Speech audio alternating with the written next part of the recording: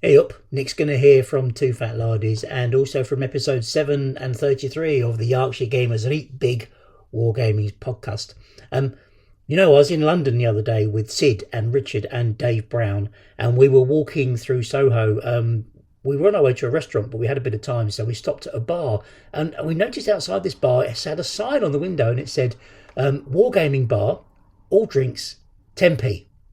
So we looked at each other and went into this bar. Couldn't believe, the idea that there would be just 10p a pint. And we walked in the bar and we said, 4 pints, please, barman. So the barman gave us 4 pints. And he said, that'd be 40p, please. So we gave him our 40p, drank our beers. Then we decided, well, we've still got time. Let's have another pint. So we had another pint each. So Richard goes to the bar and he buys 4 beers. And the barman says, 40p, please. So Richard pays the 40p and comes back and we drink these beers as well. And then it comes to Dave Brown's turn to go and get around. And we're saying, well, look, we've still got time. We've been here, we've had 2 beers. We haven't spent a quid yet. And so we go to the bar and Dave Brown says, another 4 beers, please, barman. So the barman pours in 4 beers. And while he's pouring them, Dave says to him, I hope you don't mind me asking, but how come you can afford to be charging us just 10p a pint? These are crazy prices. Even with today's costs, 10p a pint is ridiculous. And the barman says, well, I used to be a wargamer, and so I set this bar up and I decided that, any wargamer came in here, beer would be 10p, wine would be 10p, gin would be 10p, anything, only 10p. I want to make this the cheapest bar in London for wargamers. Well, that's very kind, says Dave. That's amazing. And then Dave looks down the bar and he notices at the end of the bar there's a figure sitting there all on his own. He looks a bit sad. And he calls me over and he says, hang on a minute. Isn't that Ken Riley down there at the end of the bar? The Yorkshire gamer? And I said, yeah, it is. And I said, we called the barman over and said, hey, that's Ken Riley down there. He's sitting on his own. He hasn't got a drink. What's he doing? He says, oh, he comes in every day about this time. He's waiting for happy hour when all the drinks are half price. Happy Christmas.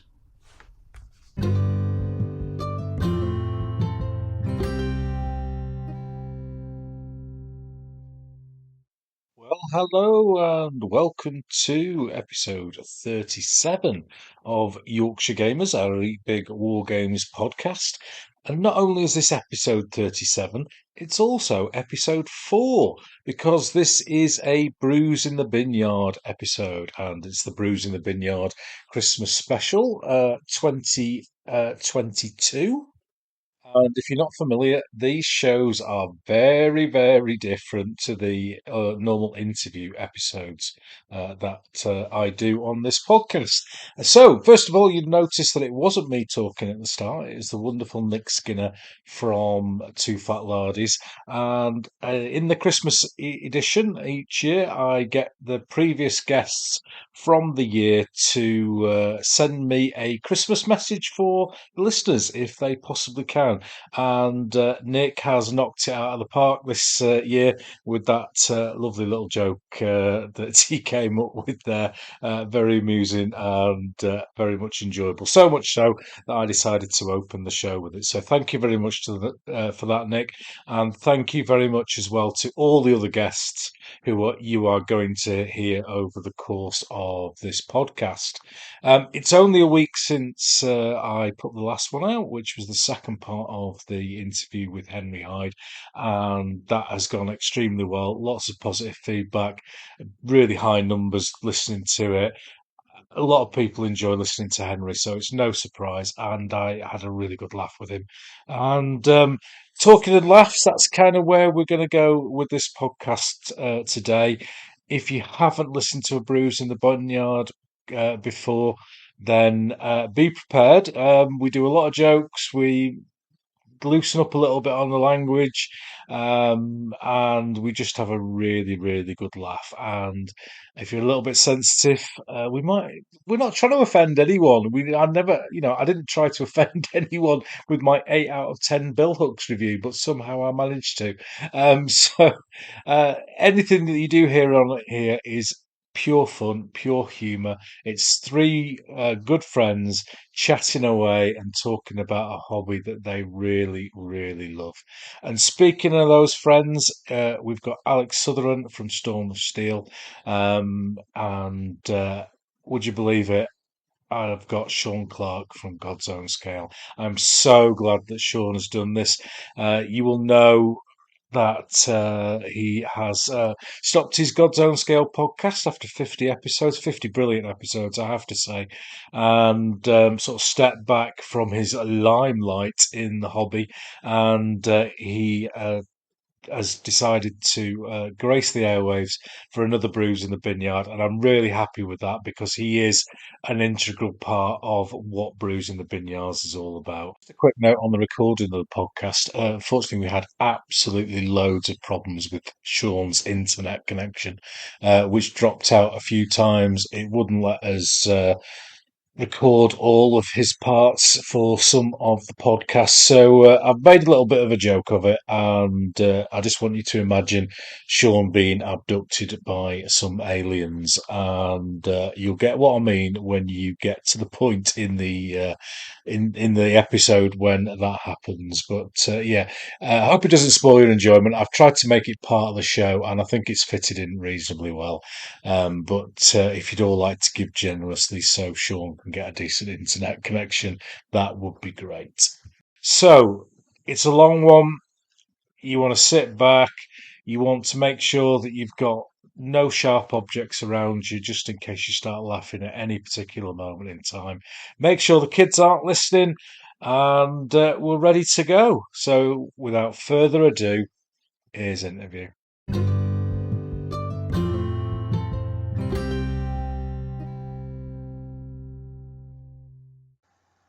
Hi Ken, it's Stephen Barker from episode 25 of the Yarkshire Gamers Reet Big War Games podcast.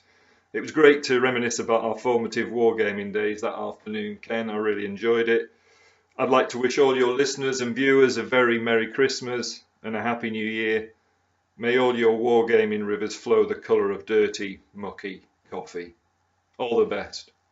Hi, it's Steve from On Point HQ, and I appeared on episode 26 and 27 of the Yarkshire Gamers Reet Big War Games podcast. Merry Christmas, everybody. What can I say? My life has changed for the better since appearing with Ken and my buddy Martin on there. The phone won't stop ringing, the agents won't leave me alone, but I would highly suggest if Ken gives you a call to appear on the podcast, I would definitely go for it. Merry Christmas, everybody, and a happy 2023. Hi, Mark Freeth here from episodes 5 and 23 of the Yarkshire Gamers Reet Big podcast.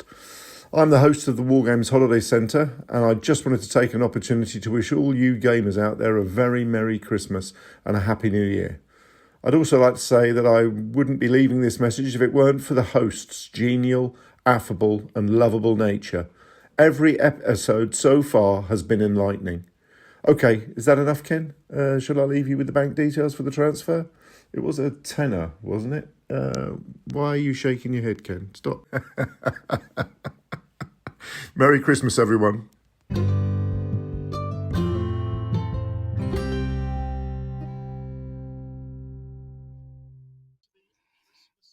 Well, hello and welcome to the Christmas edition of the Brews in the Binyard. It's the 2022 Christmas special. So I want you to imagine, if you will, a picture. A small terrace street on the west side of a northern town. It's Norrid Terrace. It's quiet tonight, and the dying embers of a burnt-out, stolen Range Rover light one end of the street, which is otherwise eerily quiet. The students have all gone home, and the burglars are down the Working Men's Club having the Christmas do. But the light is on at number 11, and if you look closely, a nativity scene is being played out. Chantel is clutching her newborn baby boy, called Jesus. A miracle, she says. Daryl, her boyfriend, isn't so sure. He's been away for 3 years, and although he's not very good at maths, Chantel's story of a virgin birth and visiting angels isn't convincing him. That, the boy looks remarkably like Derek at number 7. To complete the scene, 3 shepherds, or shall we call them social workers, have gathered on to watch the baby. And then, from the east, there comes a bright light. Is it a wandering star? A sign of portent? Or is it the searchlight from a police helicopter? Anyway, whatever it is, it brings with it 3 wise men. But they walk past the nativity and turn left into a small vineyard. the one known as the Yorkshire Gamer, pours 3 mugs of tea and they settle down around the warmth of a burning bin. So it's time to meet the boys, because the boys are here. The boys to entertain you. So joining me tonight on this biannual podcast special are the 2 stalwarts of the podcast, and you know who they are. In the general waste bin corner, we have the star of the YouTubes. With over 9,000 subscribers of his Storm and Steel channel, it continues to grow faster than my waistline after a visit to the pie shop. Fresh from setting the internet alight with his views on World War I and Graham Hancock's Ancient Apocalypse, we have fire extinguishers at the ready. Some say he's 50% Henderson's relish and that he never sleeps because he's always making videos. But we know him as Alex Sotheran. Hello, Alex.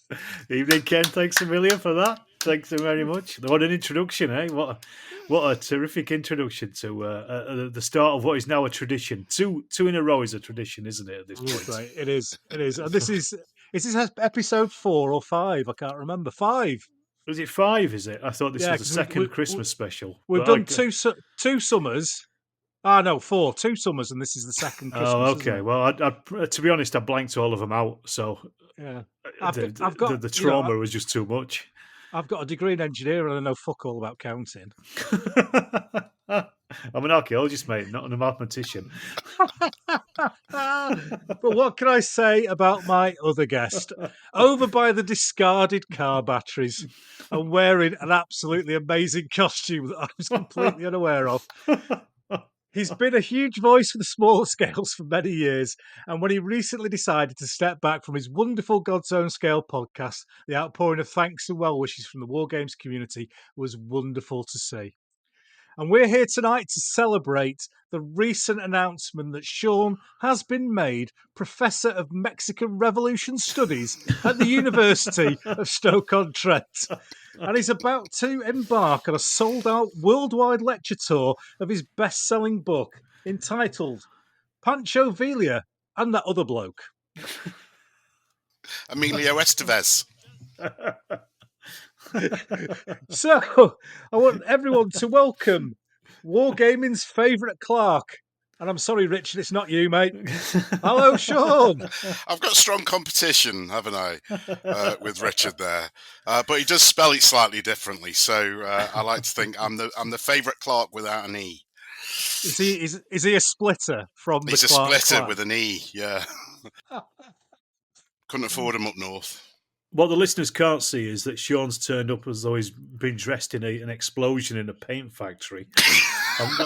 Although I'm not sure if it's contrast paint or if it's normal paint.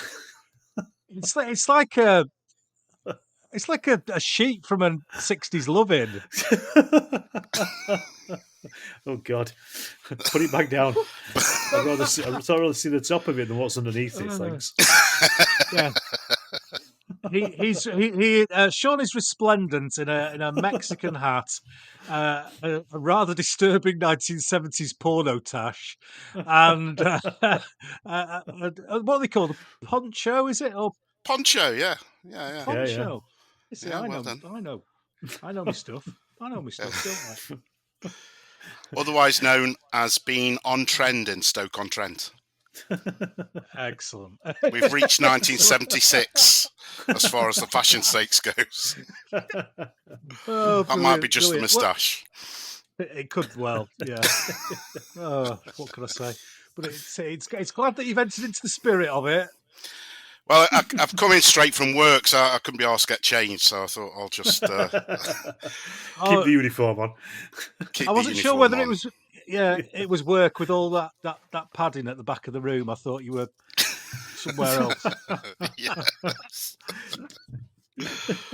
So, Sean, we've got to start with you, mate. Obviously, we've seen the end of God's Own Scale, which is a great shame, and a lot of people have wished you all the best with it, and The worst, some of them. and the worst, yeah. Well, I think we'll be talking about internet trolls in very, very shortly. Yeah. So, how are you, mate? What's happened with God's Own Scale? Just fill us in. Yes, all's good. All's good. just a little bit of ill health combined with just trying to get back a little bit of the hobby time. I think I was like anybody with the busy lifestyle of a rock and roll Mexican cage fighter that I lead in Stoke-on-Trent. Finding time for hobby can be difficult at times, but I think I've just reclaimed a little bit of that. It's actually proved very productive. I've been painting like an absolute demon. Never say never. There may be a return at some point, whether to the airwaves or to the YouTubes. After Alex's most excellent video on how to do a battle report, I thought that was tremendous. Thank you. But my little box brownie camera, I don't think is quite up to the up to standard to record. I tried it through my Nokia 3310, but I couldn't find the on button. But no, Just yes, a snake going around the screen. That's right. But yes, thank you to everybody that did reach out and say how much they enjoyed God's Own Scale. We reached 50 episodes, and I thought that was probably a good time to hang up the microphone for a little bit and just see where life takes me, to be honest. Yeah, it's a good number. 50 is a good number, I think. And it was a very good podcast. I really enjoyed it. Always enjoyed it. Listened to it driving up and down to Scotland. It's a shame to see it go, but at the end of the day, it's your choice, isn't it? That's the bottom line. Yeah, you've got to make these decisions sometimes, and the guests that I had on every single one, well, apart from one maybe, they were decent guests. Sorry, Alex, I never got on. You never got on. You were down for episode 51, Ken. Oh, I penciled you. Story of your life. Yeah. Oh, so close. But it was for me as the person interviewing the people. It was great to get that insight behind the industry curtain, if you like, and speaking to some of the excellent hobbyists up and down the country. And it was a real pleasure. But as I say never. Who knows? Who knows where we'll be this time next year? Well, probably sat here doing the same thing. Most possibly. Likely, yeah. Yes. Stockholm syndrome, I think it's called, isn't it? We'll have all, we'll have all dressed up as Mexicans, and Sean won't, and we'll look like a pair of nanas.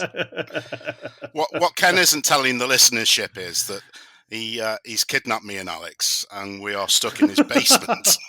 So if anyone can come and help, if anyone knows where he lives, come and rescue us. Yeah, you get let out twice a year to do this. You should exactly. We're very grateful. I'm not saying we're not grateful. We love it. Yeah. It does feed us once a week. But we have to paint all those 28mm figures. It's hell. Yeah, that's what's killing me. Yeah. Those Papal Guard that he's been saying he's been painting, that's been me and Alex. What can I say? Well, the secret about how I paint many figures is finally out. What Your very own sweatshop. Well, I think the food's very good. Mushy peas. I love mushy peas. Mushy peas. I change the bucket in the corner of the room once a week. I think it's you do treat us well. You do treat us. Spoil us, in fact. Actually, you spoil us. That's the drinking water, isn't it? Or am I mistaken? Yeah, no, Sean, you don't get free lemonade every day. I thought it was apple juice. Little bits of chocolate as well.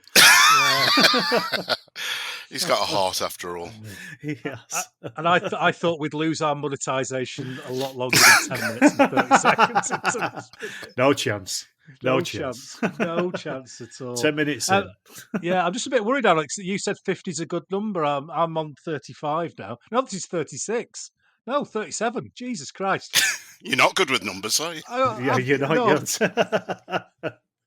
Where am I? What is it? What year is this? Who's president? Well, it is. I think it is a good number, isn't it? 50 is a good number, and 36 is good. 37, however many you've got, Ken. So, Alex, can you come on for 51 then for my episode 51? I'll book you now. Yeah, just to show Sean. Yeah, no worries. Oh, brilliant! Right. So, Alex, you were chatting with Mr. Rich Clark, weren't you? The number 2 Clark in the hobby. You were talking Yeah. to Rich last week. How did that go?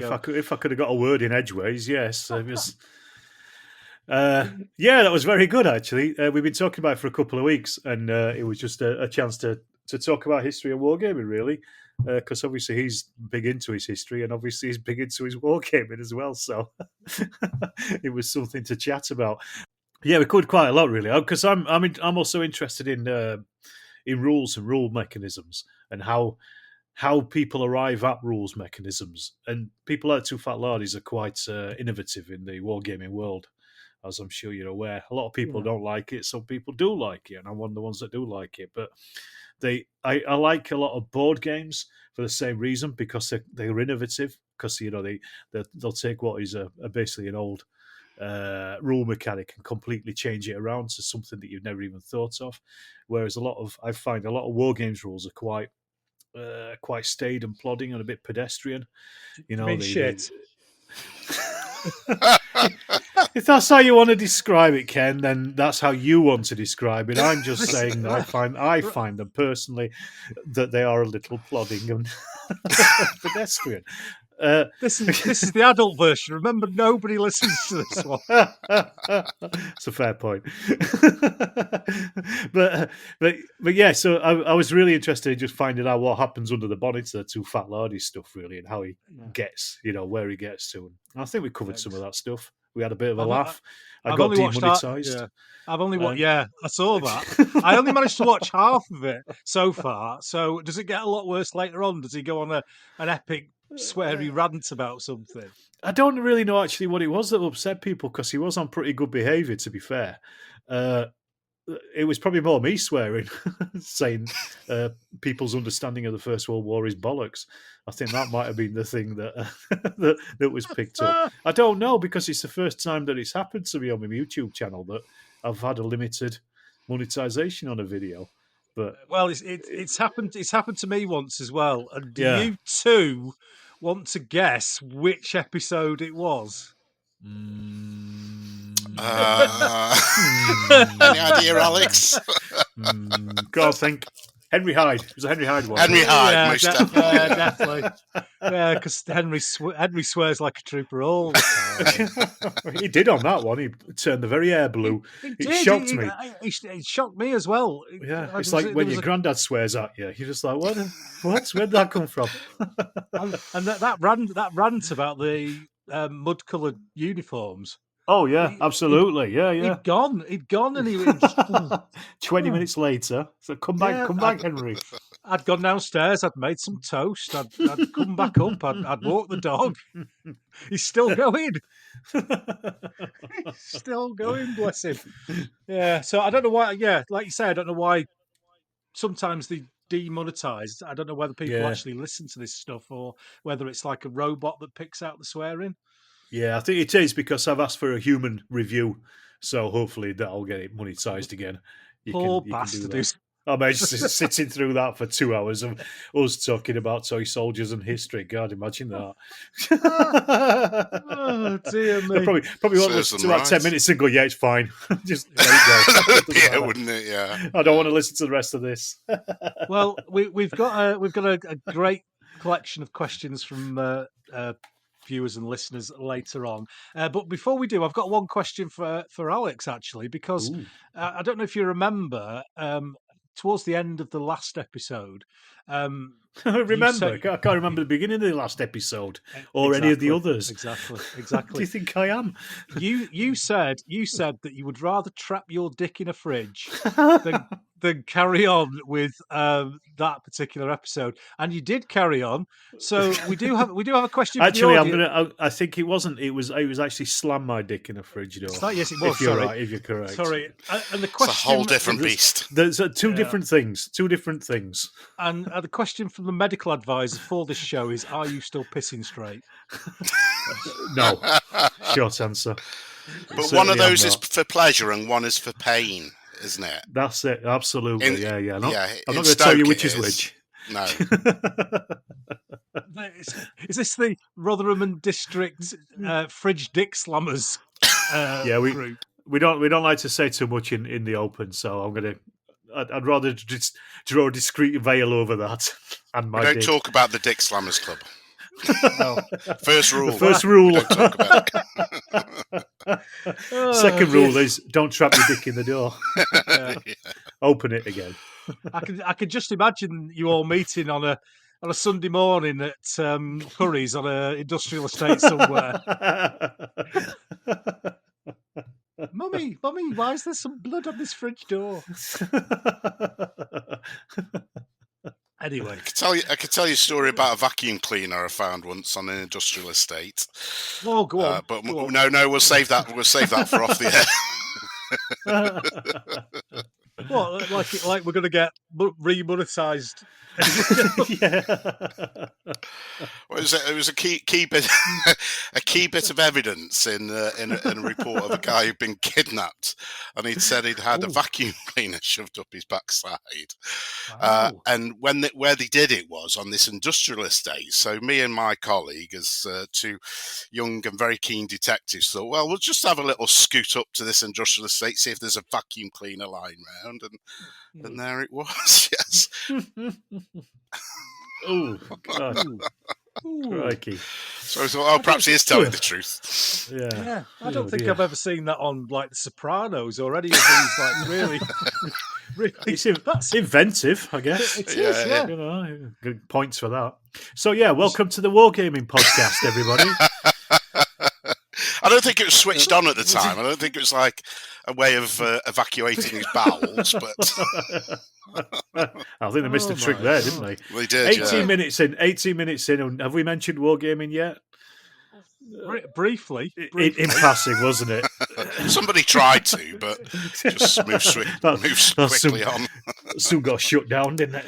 Yeah, I think we'll get another one of those. Who are these three fucking idiots? What I do want, just on that topic, let's not finish this recording before we go back to the thing that you said about people thinking First World War gaming is bollocks, because I've listened to a podcast yesterday that had me seething with rage. So let me come on to that at some point. Don't let me forget. Oh, okay. That's one of the few things I was going to discuss in this first bit anyway, because in my little jokey bit at the start, Alex has been quite literally setting the Twitters on fire with his out of date opinions or whatever it is that is. So don't talk about All Quiet on the Western Front, for God's sake. Yeah. So if for those who aren't on Twitter, Alex, tell us who it was in Ireland that you really annoyed, and what happened.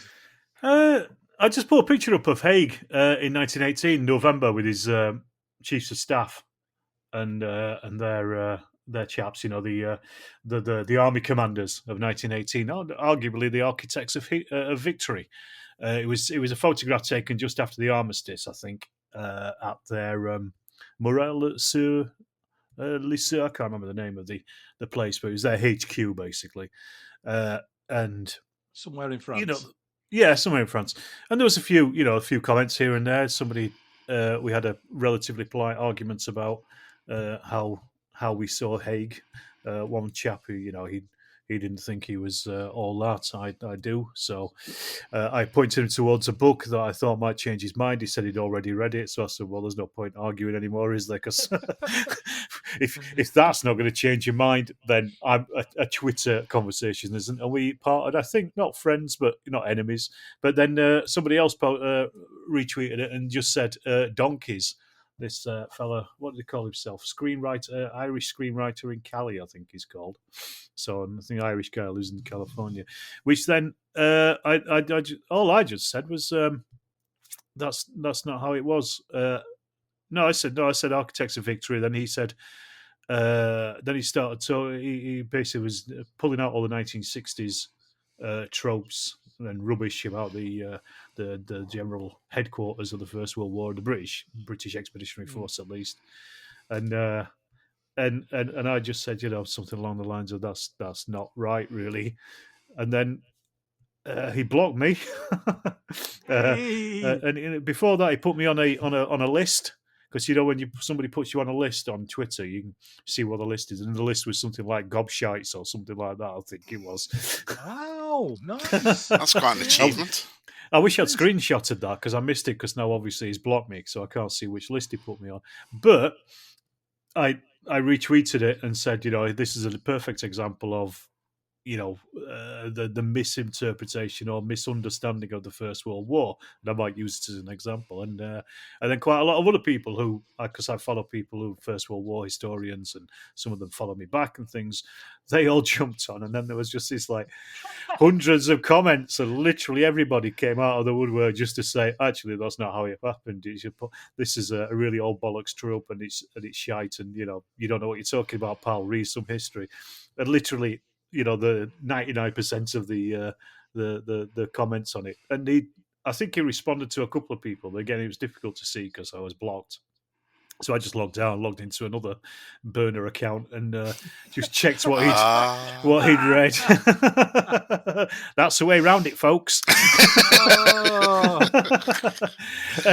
old burner account. The old burner account. It was. It's not really a burner account. It was something I got set up for a thing that. Don't try and defend yourself now, Alex. The truth is out. We have the confession. We do. Yeah. But it was. So I was just checking up to see what he'd said. But yeah, he was. But the thing is, despite the fact that some of the best historians of the First World War were telling him he was wrong, he just dug his heels in and just got worse and worse, and then just turned into insults. And it's like that was it. So I said to him, if you turn to insults, then you've lost the argument. And he had turned to insults at that point, and there wasn't even any discussion. And like I say, with all these other hundreds of comments, there was literally there were those kind of people, you can't reach them.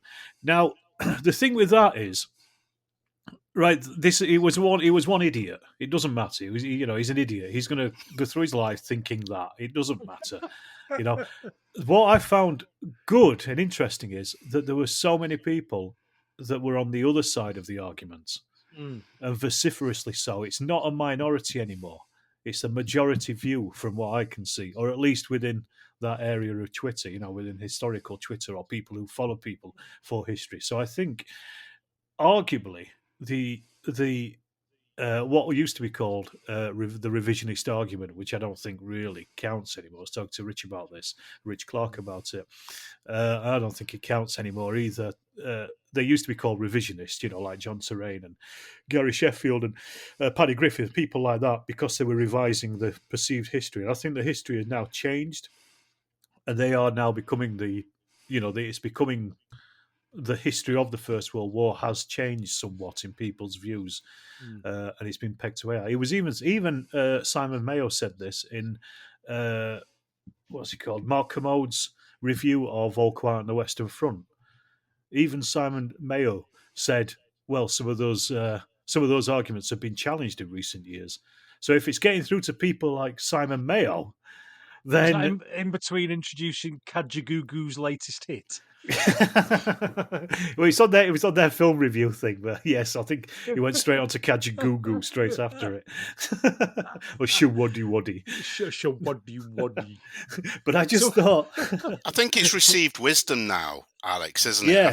Yes, I think you're right. I think the balance has now tipped away from the phrase revisionist history, as you're right, Gary Sheffield and John Terrain and John Bourne would come out with when they were first purveyors of it. And to be honest, mate, I think the wealth of, or that volume of noise that came in support of what you're saying is just because people have read a book written post 1970. Yeah, exactly that. Because the literature is out there, isn't it?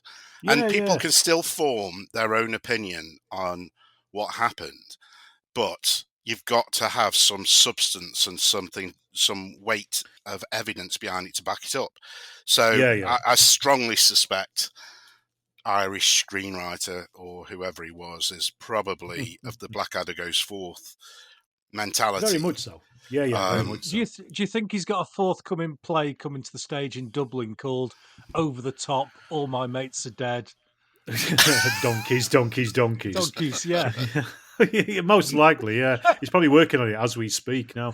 He's probably writing the follow-up to All Quiet on the Western Front, to be honest.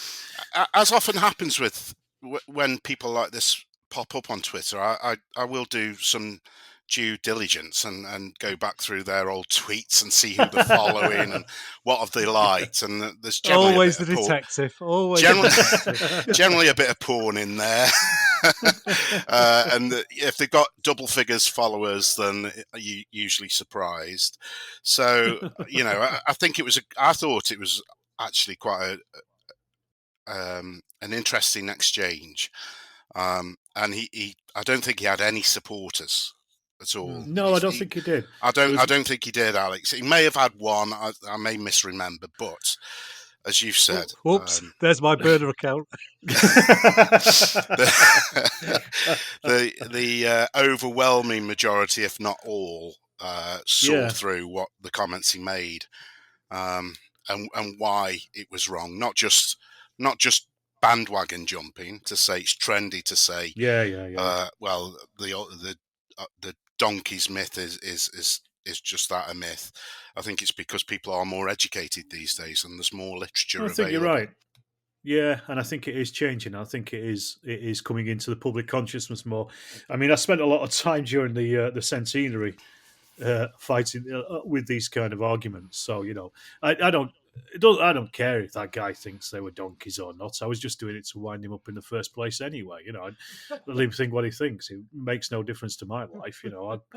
I've read a book. He hasn't. That's the interesting thing, though. The interesting thing on that, though, is I think if you stop the average person in the street, that would be their that would be their attitude towards the war. I think the average person in the street would still say, "Oh, I saw that last episode of Blackadder Goes Forth, and wasn't it terrible that all those millions of men went to the death for nothing?" I think that's the average. I would imagine if you stopped the average person, that's what they come up with. Yeah, but then you also got to think as well that the average person doesn't know anything about the Second World War either, or any, absolutely, absolutely. It's in the same way that people probably watch SAS Rogue Heroes and think that is the absolute truth of the formation of the SAS, when it couldn't be further from the truth. As an enjoyable program as it was, it's still fictional history, isn't it? Really. Are you telling me that Motorhead weren't going in 1941? That was ace, wasn't it? That was brilliant. Good. But yes, again, well, I suppose things are perpetuated by stuff like All Quiet on the Western Front, the film and things. That's it. That was very much lions and donkeys narrative, and because it's easy to write, it's easy to make, that kind of stuff. It's easy to fall back on those kind of myths. And the problem is they get perpetuated through that. So yes, I think probably the average person on the street who doesn't know anything about the First World War is going to think that was pretty much a documentary, but then you would expect that if you were able to sit down with somebody, have a couple of pints at a pub, or even just a quick chat, and just be able to say, well, it's not exactly like that. It's a bit more nuanced. Whereas this guy, his whole reaction to it was, "You're wrong, I'm right. Doesn't matter. I'm not going to change my mind on this." So, as far as I'm concerned, that guy's a lost cause anyway. It really doesn't matter in the first instance. Well, he's just seeing his screenwriting BAFTA go out of the window. That's where he's coming from. I'd be interested to see what he's written. I wonder what films he's written. He's probably been hawking around California for 30 years. Yeah. What was the podcast then, Sean, that set off your fire extinguisher? Now, it's a podcast I really enjoy. It's called Anything But a One. It's three American guys. I've had contact with them in the past, and it's a really interesting take on historical wargaming. It sounds like these guys have been together forever, playing through the 70s, 80s, 90s, etc. I But mean, the last they're not a boy band like we are, who've just been put together for commercial exploitation. It's Simon Cowell or something. Louis Walsh. No. Sorry, I don't know Sean, what I they. had to get that out. Yeah, I don't know what they look like, but the voices are quite sexy. So if you're listening, guys, your voices do. Hell. But the episode Just was as you're about to launch into an insult on him, you give him a nice a nice compliment. yeah. So the episode was, can you game World War One or First World War? Yeah. And The Americans would be World War One. Yes, exactly. You just turn up late. Is that what you do? Just turn up late. That's right. Yeah. Everyone sets up, plays 8 out of 10 moves, and then you turn up at the end. Is that how Americans Don't do? learn anything. Well, the interesting bit was Sorry, they Sean, we're accepted. interrupting you. No, absolutely. But the interesting point was they accepted that fact that the Americans were very late into the war, and therefore, is it a cultural thing that it's never really taken off in the States? I don't buy that argument because they play Napoleonics. I mean, America wasn't particularly involved in the Napoleonic Wars other than the War of 1812. So, and that wasn't really Napoleonics, was it? Napoleon wasn't involved, and yet they're massively into their Napoleonic gaming. So I don't really buy that sort of argument because the literature is out there to read, as we've already discussed. There's plenty of resources online. There's YouTube videos, there's films. Well, all Quiet on the Western Front side, or the last version of it. The previous two pretty good, but for me, it just came across as though they didn't really know enough about the conflict. They were suggesting that you can't replicate trench warfare on the tabletop. There's no rules out there that you could do it with. One mention Funny, I was just doing that yesterday for a film another video. One mentioned the Middle East or the Gallipoli campaigns, but they didn't consider that World War One gaming. That's closer to colonial war gaming. And there's possibly an aspect of that. But I really wanted. I was almost shouting. I was doing the ironing at the time, furiously. I was getting more and more furious. Scorch marks in all your clothes. Yes, exactly. But what I wanted to do was to speak to them and counter what they were saying, because I felt they went down at this track and didn't come back from it. Right, here's a challenge right here. If they are listening to this, get in touch with me and Sean, and we'll come on and we'll put you straight. Yeah, how's about that? Yeah, I'd love to do that. Can I not come on? Am I not allowed to come on? No, of course you can, Ken. And listen, it's a really good podcast. Anything but a one. I recommend anybody listen to it. The content is really first class. It's all historical wargaming. But on this one point, I would like to challenge them. Okay. And what else were they saying about it? I mean, without going into any insults and things, what were the main issues? You said they can't fight trench warfare. Can't fight trench warfare. I suspect the main thing was that it's Europe centric, and if you want to fight that kind of game, then World War II is so much better because you've got all the toys. There's not so much. There's no sexy tanks, for instance. No sexy weapons. I don't know. Have you seen those Mark IV stars? Flaky on. They're flaky on aspects of tactics. Accepted that 1914 and 1918, you've got the manoeuvre aspects of the war, but that's probably too close for them. It's too similar, as opposed to 1940 World War II Europe. So it was basically those tropes that we've already talked about, I think, to suggest that it was lions led by donkeys. That came out. That saying came out during the talk. And this isn't to slag them off at all or disparage them, but it's one of those where I'm sure we've all listened to podcasts where we've really disagreed with what's been said. Possibly like you, Ken, which is why you started this over some big World War. Started this podcast. First World War gun. But we've all had that experience where we've been listening to the podcast because we really enjoy it, but just that one particular episode riles you up, and you think, I'd just like to have a conversation with them to say, look, just open your eyes, investigate these rules here, look at this figure line, look at what you can do with a trench game. Yeah. It doesn't change how you feel about a podcast or how good their podcasts are. It's just you can have disagreements with people and still enjoy it. And exactly. And what have you.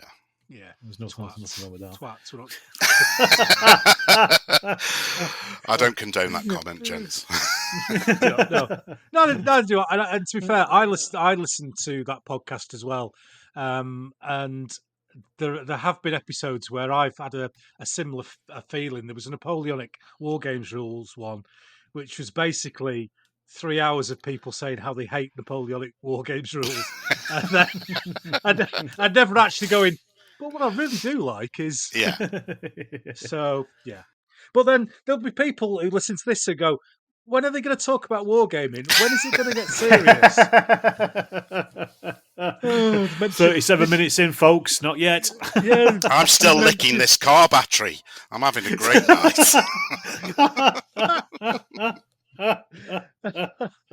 So to be relatively serious, then, from a let's say Wow. a devil's advocate point of view. First time for everything, I guess. Yes. Yeah. He says wearing a Bradford City shirt. Yeah. I did say Ken had come dressed as a clown earlier. How many times can we interrupt Ken before he gets his point out? I'm going. I've got to get it's like a Henry Hyde rant. I forgot what I was going to say now. No, I remember. When did it change? When did you? Because you obviously guys read. I'm very well read on World War One naval and World War One in the East because obviously I had relatives who fought out there, but not so much on the Western Front. So what and when did that mindset start to change? And there's no doubt in the casualties were high. So what and when did that start to change in historians' minds and then in people's minds? Really, it starts with, the historiography of the First World War is best covered by Dan Todman in the Great War Myth and Memory. Get that book; it's great. It's a really good read. It's his, I think it's his PhD thesis turned into a book. And it's fantastic because it basically goes through each of the decades pretty much, your main themes and of how we remember the First World War and how they've shaped how we remember the First World War. So it talks about basically about the historiography of the war. And prior to basically 1930 and the publication of All Quiet at the Western Front, the First World War was seen as a great heroic venture. In particular in Britain, I'm talking about here. And it's really, and it is celebrated. Actually, the first couple of armistice days, the 11th of November, are actually massive piss-ups. And it's in the early 1920s. It's true. In the 1920s, it was a high-ranking, I think, priest or a vicar or somebody who basically started to push for the religious side of it. And that's why we now have commemoration rather than the celebration. And that changed relatively early on. But yeah, the old veterans used to get together and just get absolutely hammered at dances and stuff and night parties on the 11th. Then in the 20s, it's like I say, it's a big, it's seen as a big heroic venture. Everybody, they played their part in it. Remember at Haig's funeral, 200,000 people lined the streets. Wow. When he was buried. 100,000 people lined Rudolph Valentino's funeral march. That's a massive Hollywood star at the time. I was going to say, was he a racing driver? No, he wasn't. But that shows, how much people thought of Haig, 10 years after the war, even. And then what happens in the 1930s is, I think it's 1929, is All Quiet is first published as a book, and it becomes an instant bestseller, and then it's turned into a film a couple of years later. But the thing is, with the All Quiet Western Front, Remarque himself spent only a month in active service on the front lines. And the book is more about his relationship with his mother after the war than his than his wartime experience. But it's obviously seen as this great anti-war book, because the guy gets killed towards the end of the war. But I've spoiled it. Sorry. Well, Yeah, just say sorry, spoilers. spoiler. Spoilers. Just Should have say said spoilers. spoiler. If you put a spoiler, when you're editing it, just put a spoiler message in there. I think on a book that's 90 years old, I think we can be forgiven. You get away with it, yes. I was shocked when I watched it. I didn't see that coming. Of course, it's a First World War film. Everybody Neither did dies he. in it. They always do. But does anyone say after the war we're going to get married? Because they're the ones that always die, aren't they? Oh yeah. They pull out the little. They do actually. They does. This guy, he's got a poster of a woman that he's seen somewhere, and he puts it out and he puts it on the trench in front of him. Then of course he gets shot through the head. It's perfect. Oh my god, how many tropes can you ram into this thing? Should be keeping a tally, but I would have filled the page up. But and that also coincides with the time that Wilfred Owen. Books are first published, but they are only they're only published in a short run by some of the other poets of the war, and then they don't gain popularity until the 60s, which is after the Second World War, of course. So people start to look at the casualties from the Second World War and the casualties from the First World War, completely forgetting that the Second World War, the army was about an eighth of the size of the one in the First World War, so the casualties are going to be bigger because you've got more men fighting, and also in the First World War, the British Army is in continual contact with the German Army for 4 years, whereas in the Second World War it's mainly about 2 years spread over, because there's small campaigns and then it's later. But so there's a start of a reassessment of and also the fact that Germany by this time has started a Second World War. And had to be beaten again. They weren't beaten the first time round. They had to be beaten again. So people start to question, what was the point of the First World War? That's where the kind of futility stuff comes into it. Then in the 60s, the countercultural stuff, Alan Clark writes The Donkeys, which coincides with Oh, What a Lovely War, being written by Joan Littlewood, which is turned into a play and then turned into into the film, the big famous musical film, which has got some great songs in it. But I mean, it's not historical at all. But that is very countercultural, and it's very, very much of the time of the 60s. But The Donkeys that Alan Clark writes, he actually wrote it. He specifically set out to write a bestseller, and he got one because it still bloody sells tons now.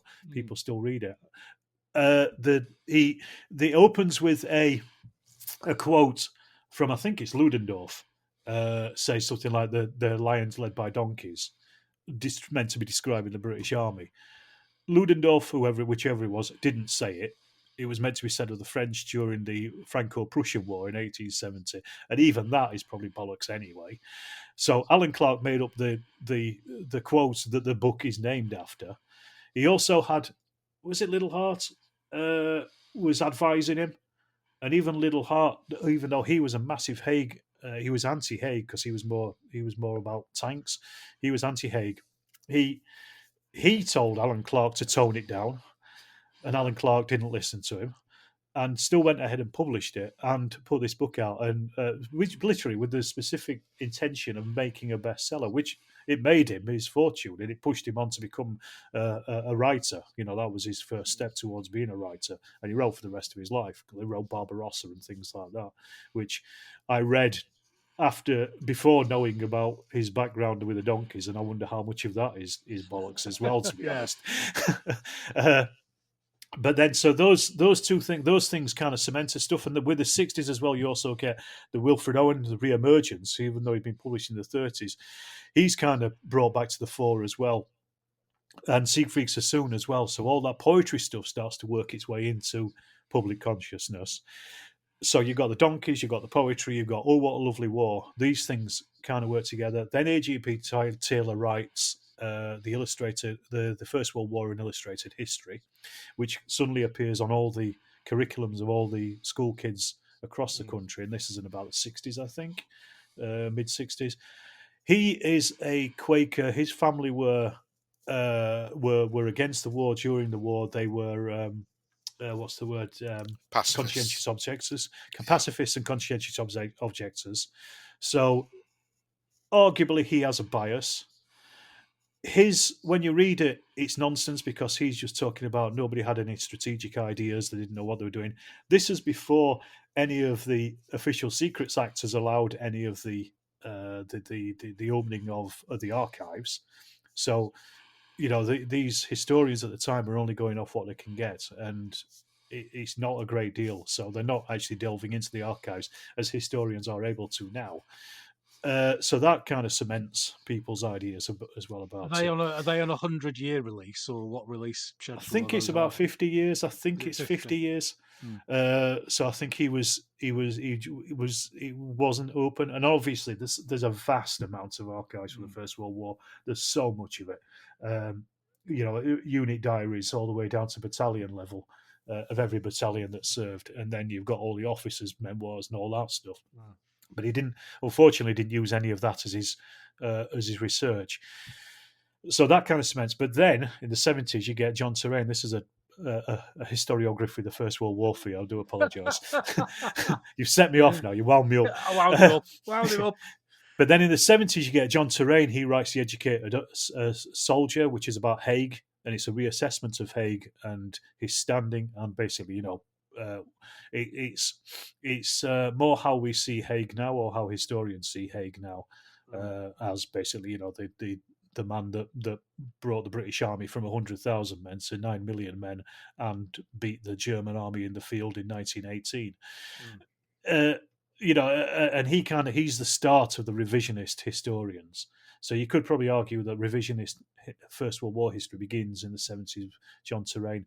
Then in the 80s and 90s, you get people like Gary Sheffield and Gordon Corrigan, John Bourne, as already mentioned, Brian Bond, Peter Liddell, who else we got? Peter Simpkins, all these kind of people who are, now very, very reputable First World War historians. They all start looking at those myths and deconstructing them and looking in the archives and picking out all the stuff that, gives us now the background that we have from an academic sense of the First World War. So I suppose it's taken, nearly 50 years or so to get from John Terrain to where we are now.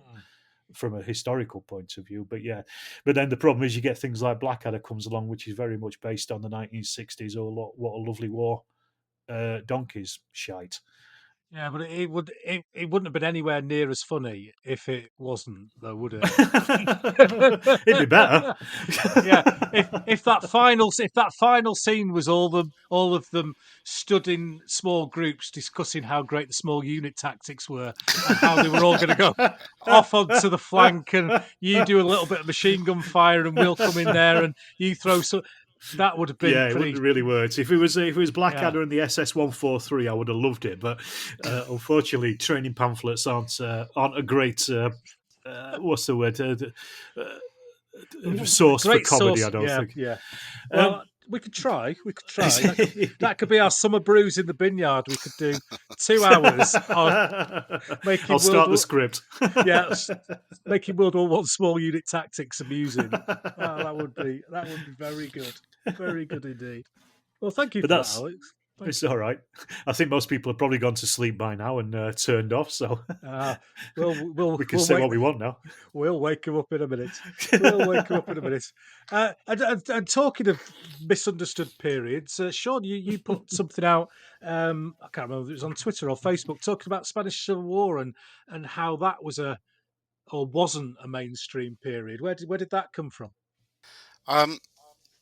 I think we have to go back to Mexico and the Mexican Revolution. Excellent. Well, I was saving Sean's Mexican corner till later. But if you... No. I mean, I know about as much now as I did the first time we spoke about the Mexican Revolution. So let's stick to the Spanish Civil War.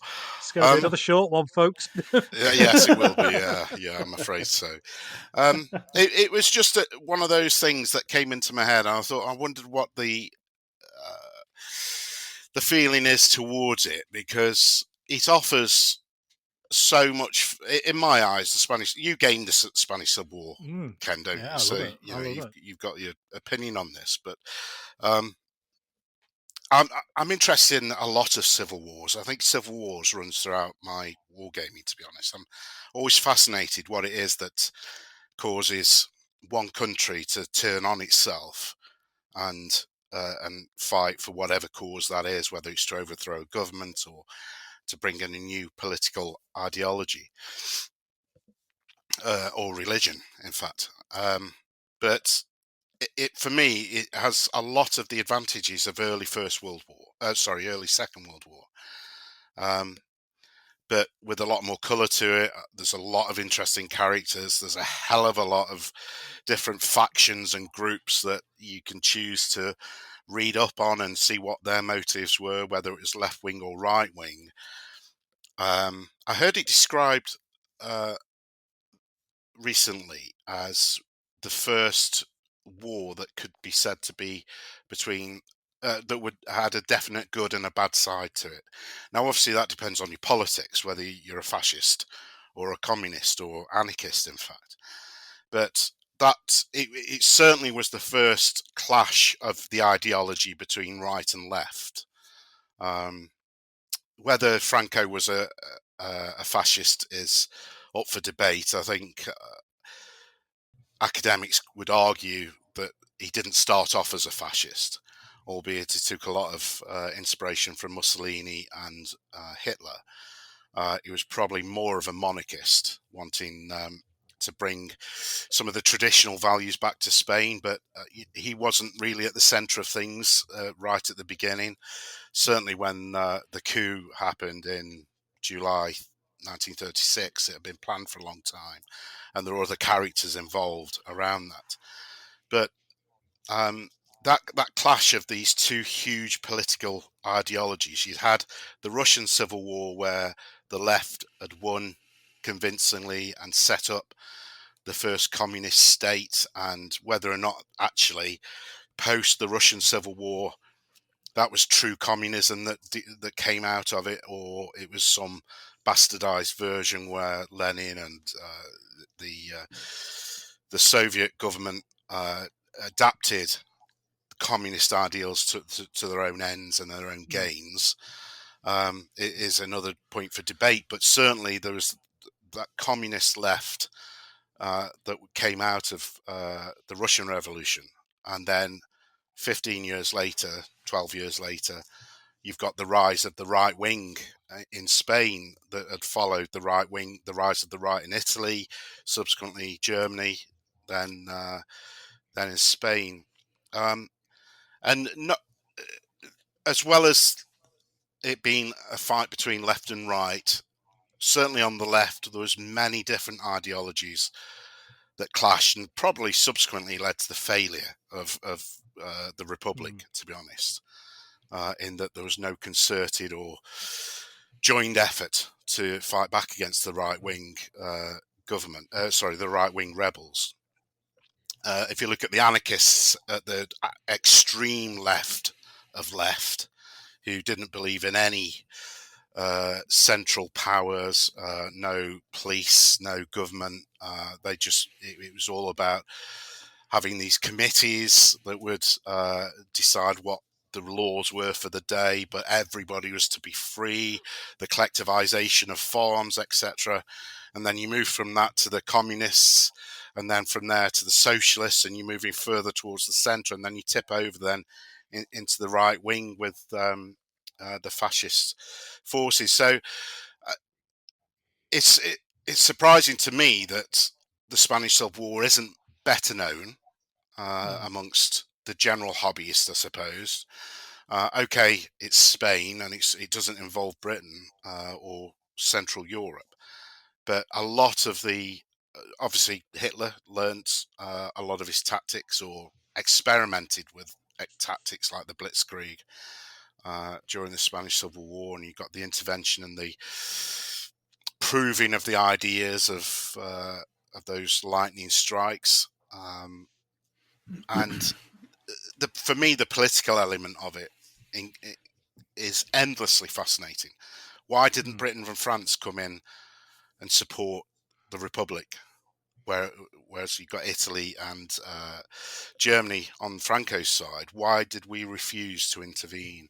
Why did we not give the Republic the right to purchase arms on the international market?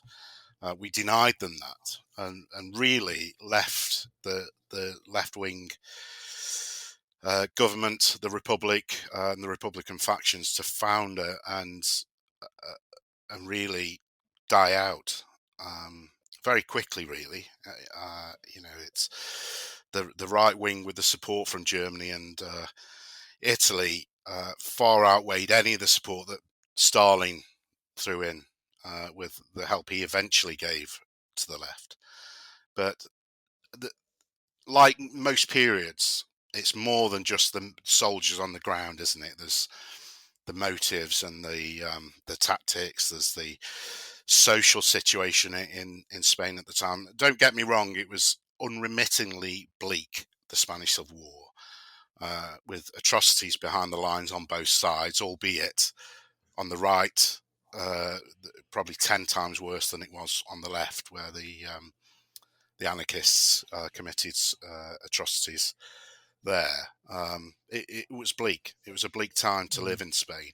And lastly, the fascinating bit being that right-wing regime lasted until 1975, which is lived history for... Alex, you were alive in 75? Yeah. I was a year old. There you go. So I certainly remember Babies. the coup Babies, yeah. I certainly remember the coup attempt in 81, where Civil Guard entered the Spanish Parliament, and there was an attempt to take over the government there. But Franco died when I was 5, so there was a dictatorial fascist regime ongoing in Spain, where most people have been on holiday at one time or another in my lifetime. So I just find that fascinating, and I just wonder why it hasn't caught on. There's lots of great figure ranges out there. The Empress miniatures, I know you've got, Ken. I was watching your video review of your figures the other day. There's lots of lovely figures out there. There's plenty of rules out there that you can use, and it's very colourful as well. So it's got everything going for it. It's at this time that Sean was abducted by aliens. The remaining part of this first part of the podcast is cobbled together without Sean's input. But don't worry, after a bit of a quick probe, he's back for the second part. Yeah, it is the political side of it alone is really It's complicated, fascinating. isn't it? And very complicated. But what that does is it opens it up to so many different options for the tabletop in terms of scenario start to work on. You can buy. I'm not going to use the word faction. Please 'cause don't. I don't like it. Please don't. But you can buy. You can buy a unit of Carlists or a unit of Poom militia, and they can fight against various things, and they can have infighting within their own side. You've got these two sides, and then there's infighting within them, and then later on it coalesces, doesn't it, more into a Republican army than the factions, and that first bit I think is the bit that most people find interesting, like I do. But what draws me to it is, like you're very into the Civil War, Sean. I'm really into the decision-making process that people have to go to war, and I'm not talking about we're fighting, Britain, we're fighting the Nazis. Go down to your post office, you're joining up. I'm talking about Liam Riley, who is in Wexford, and in 1857 decides to go, you know what? I don't like how they're treating the Pope. I'm going to this Rome place, wherever it is, and you can't buy a ticket, you can't get on a plane, and I'm going to put my life on the line for something and somewhere that I've never been to. And I'll probably never go again. Talking about the Spanish Civil War specifically there, my great uncle fought in the International Brigade. He was a commissar. Yeah. They just recently put a plaque up to him in the town centre.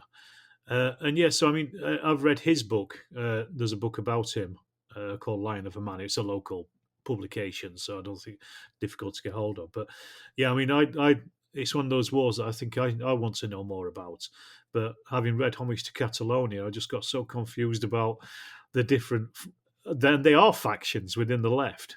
I think you can actually call them factions because they break up into factions, don't they? Like you said, the Poom and the what else is there? There's the anarchists, the Marxists, the Spartacists, and just trying to remember the different names and what they all are. It's almost impossible. So yeah, I'd like to know more about it. Just as an aside, a friend of mine is big into the Spanish Civil War. We played a couple of games of it. We played World of Flame by Osprey, but didn't really get on with it. But as part of the event deck, he actually put my great uncle in there as a, and I didn't know it was coming up when the card came up. It was, hey, there's Tommy James, brilliant. And that's as much as I know about the Spanish Civil War, at least. Well, there we go. So moving on, we've done an hour and 5 minutes, and we've not even finished the first. It's turning into another Henry Hyde. This is. So quickly, Sean. Sorry, not Sean. Alex, you did a Bill Hooks review. Did you get as much slagging off as I did, or did you just have nice people? I had quite nice people, actually. Ken, I know you came up against it. I think that you'd obviously already taken their ire and their rage. I can't remember what you said about it. What you were negative about. I think you. I wasn't. I give it 8. I give it 8 out of 10. Which, as you will know, living in Yorkshire, 8 out of 10 is the equivalent to a gold medal. Yeah. Well, platinum actually. Isn't it? You don't give 8 out of 10 in your. You normally get. It's all right. It's all right. Not bad. It's all right. It's all right. Yeah. I mean, I thought it was. Yeah, I thought it looked like a fun game. It looked like something I'd be happy to play. I'm not going to collect any figures for it. They just got in touch with me and just said, "Do you want to review it?" I said, "All right, I'll have a look." Yeah, same with me. And that was really. I did say you do realise that I will review it, but they still sent it anyway. My big problem with it is that it's trying to shoehorn the Italian wars. Yeah, I know you said that before. You weren't happy about it. It doesn't work. It doesn't work. You're not relegating my favourite period to 10 pages of a supplement and a set of rules. In fact, what I'm going to do is I'm going to write an Italian War set of rules, 300 pages, full cover gloss. I'm going to do half a page in the back for the Wars of the Roses and go, yeah, you can play Wars of the Roses with this. But I think Sean has pointed something there. A lot of wargamers like a small amount of history, and it's more about the game. Yeah. That's that. I think that's the thing, and that's probably what they're going for with that. It's a way of people being able to play these different periods. This is to be fair to the writers of Bill Hooks, and I've got no dog in the fight at all. But I understand if they'd done it to the First World War, I would be upset. I mean, Blood and Valor. I reviewed that, and it's Warhammer with a First World War skin over the top of it. There's no history in it. It's a game that is a First World War feel. Commercially, it's a great idea, and it's an obvious idea for Bill Hooks because it looks similar. But then I'm seeing Italian Wars armies now with 12-figure pike blocks, and that's upsetting you, isn't it? My nervous twitch comes back, and then I've got this Italian Wars army with these longbows and no, right. Anyway, there'll be a chance to comment at the end, and once we've done the awards show, I'll tell you why. So we'll just finish off then. We'll just finish off this section. Sean's Mexican corner. He gets a Mexican corner. Oh. He gets an entire corner to himself. So Sean, come on, you must be out of at least one new fact about the Mexican Revolution. He's getting his glasses on. Unfortunately, and quite amusingly, we will never know what Sean's amazing fact about the Mexican Revolution was, because, as we know, he is currently aboard the mothership being interrogated. So maybe next time We'll find out what Sean said. Right, we'll take a short break, ladies and gentlemen. If you're still alive and still with us, good luck for the next bit.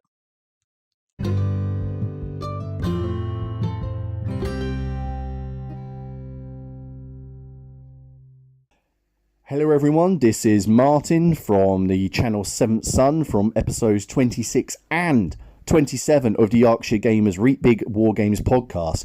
Season's greetings to you all. I hope you have a fantastic Christmas and that you all get plenty of hobby goodness and also that none of your wet palates freeze in this weather. Be sure to check out the rest of Yarkshire Gamers podcast and also to pop over to the 7th Son channel where there'll be plenty of Christmas gaming. Anyway, I'm going to go back and find myself a nice cup of Yorkshire tea. Hello, this is Simon Miller of To The Strongest fame from episodes 22 and 33 of the Yarkshire Gamers Reap Big War Games podcast. I'd like to wish you and yours a very gritty Christmas and I hope that Santa will fill your stockings up with bases just so long as they aren't sabots. I also hope we all enjoy a more prosperous 2023 with lots of great gaming and that none of our cards are aces. Happy Christmas, all you Yorkshire gamers. This is Jerry Elliott with my team, and this is a proper war game all in 10 mil. So have a happy Christmas. Happy Christmas.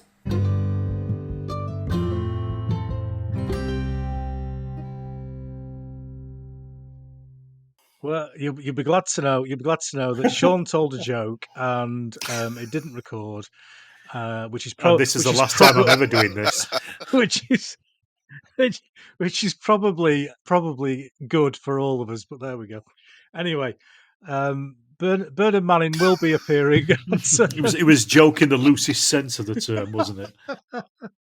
Oh dear! Shall we put it to the audience? Shall we put it to the audience? Have you got a tumbleweed? No. Go on, Have you tell got it. a tumbleweed Tell it. sound Go on. effect? Go on. Why did the Mexican push his wife off the cliff? Tequila. Oh, sorry. Okay. Anyway. Oh, yeah. So, wargaming, yeah? Wargaming, right, okay.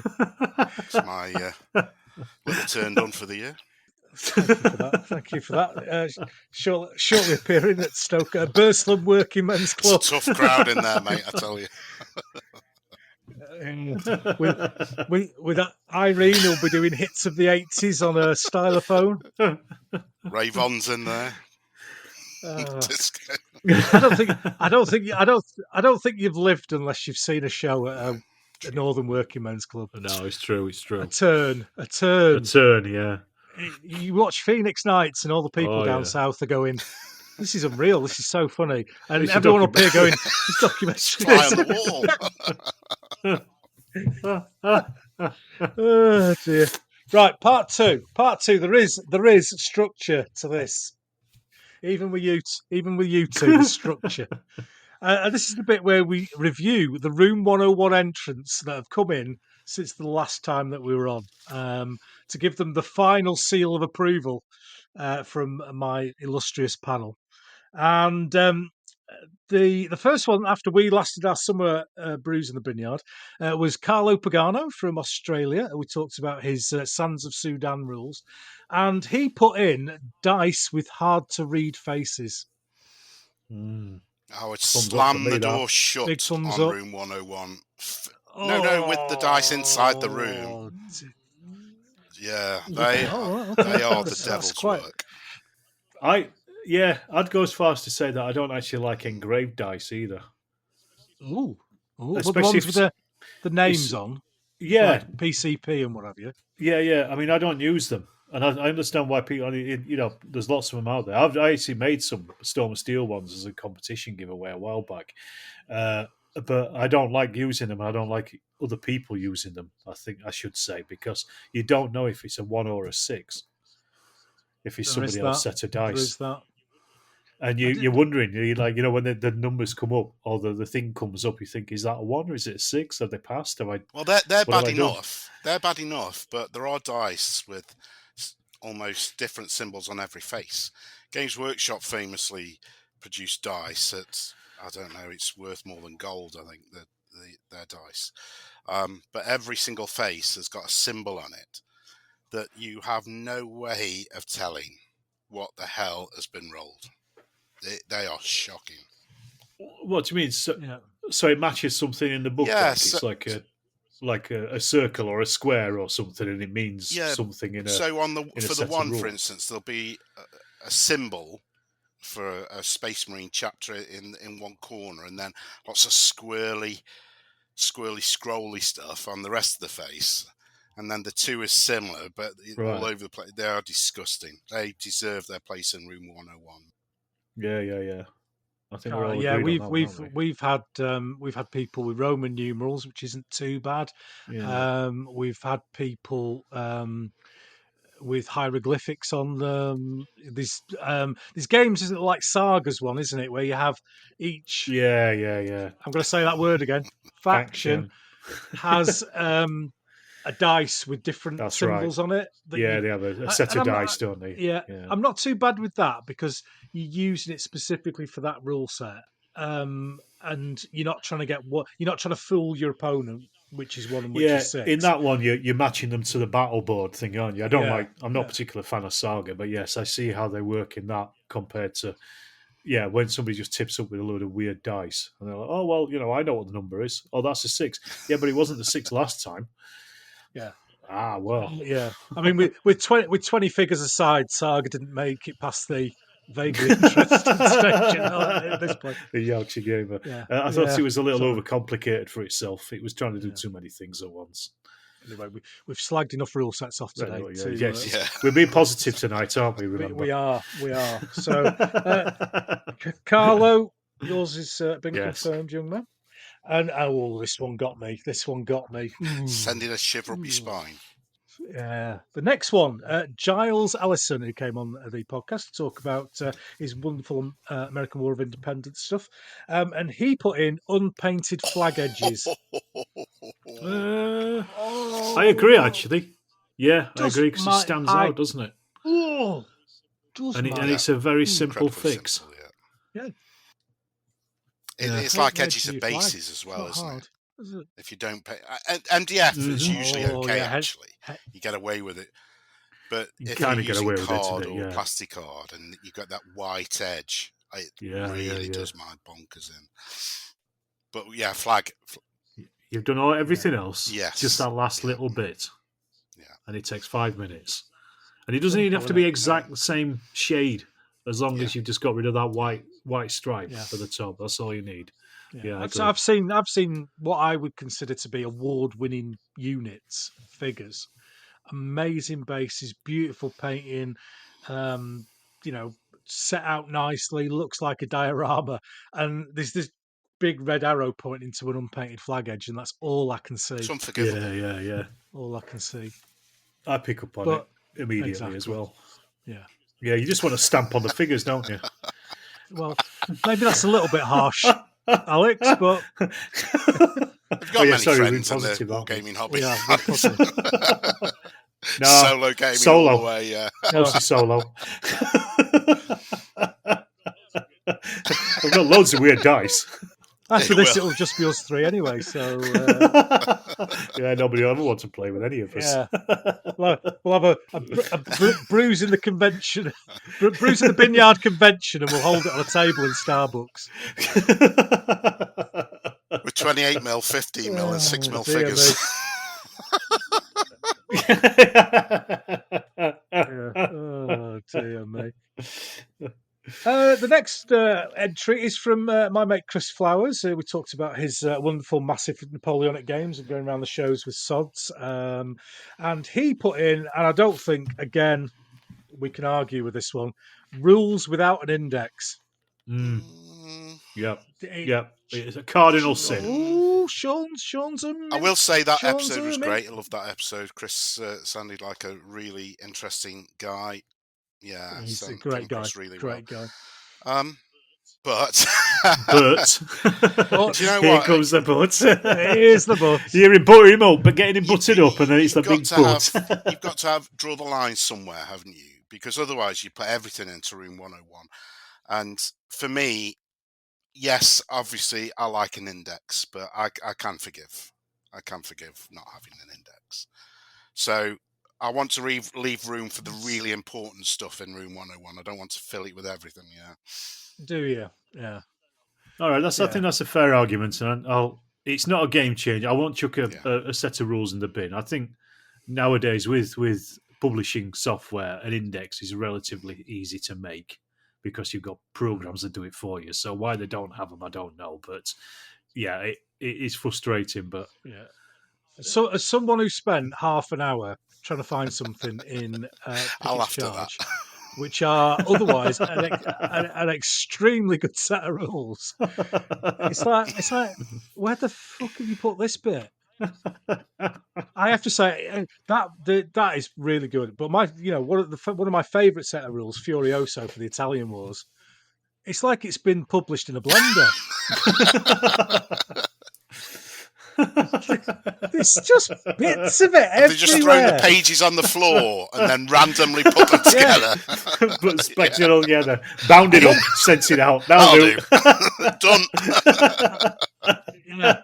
I once watched a documentary about David Bowie, and there was a phase that he went through where he would print out a load of words and then cut them up into individual words, and then he would put them together based on the syllables to make lyrics to fit in with a song. So they're not necessarily telling a story; they're fitting the pattern of the song, and I'm pretty sure that that's how those rules were put together.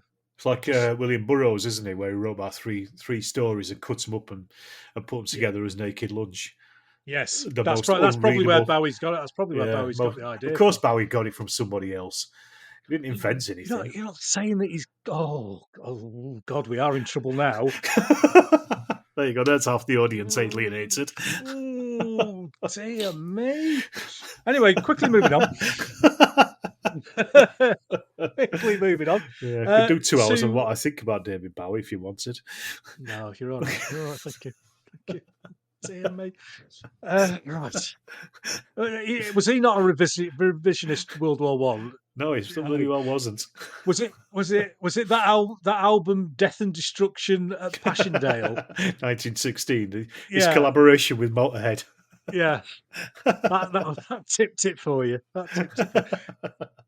Anyway, roughly moving on. While we've still got viewers. Nick Skinner came on for the catch-up episode, and because he hadn't done one, I gave him the opportunity of shoving something into Room 101, and he came up with, and he did do, bless him, he did do quite a decent rant on it. Wargamers leaving Twitter because of Elon Musk. I heard this one, yes. I quite enjoyed it, to be fair, because let's face it, Twitter was not a garden of paradise before he took over, was it? Really? No, but I just before we came to record this tonight, there's a massive uptick in right wing nut jobs who are starting to follow me on. I've on had Twitter that as well in the last couple of weeks, and you look at their profile, and it's all like Second Amendment forever, proud patriot, proud conservative, and it's all MAGA people from America, and I don't know why they just suddenly started following me.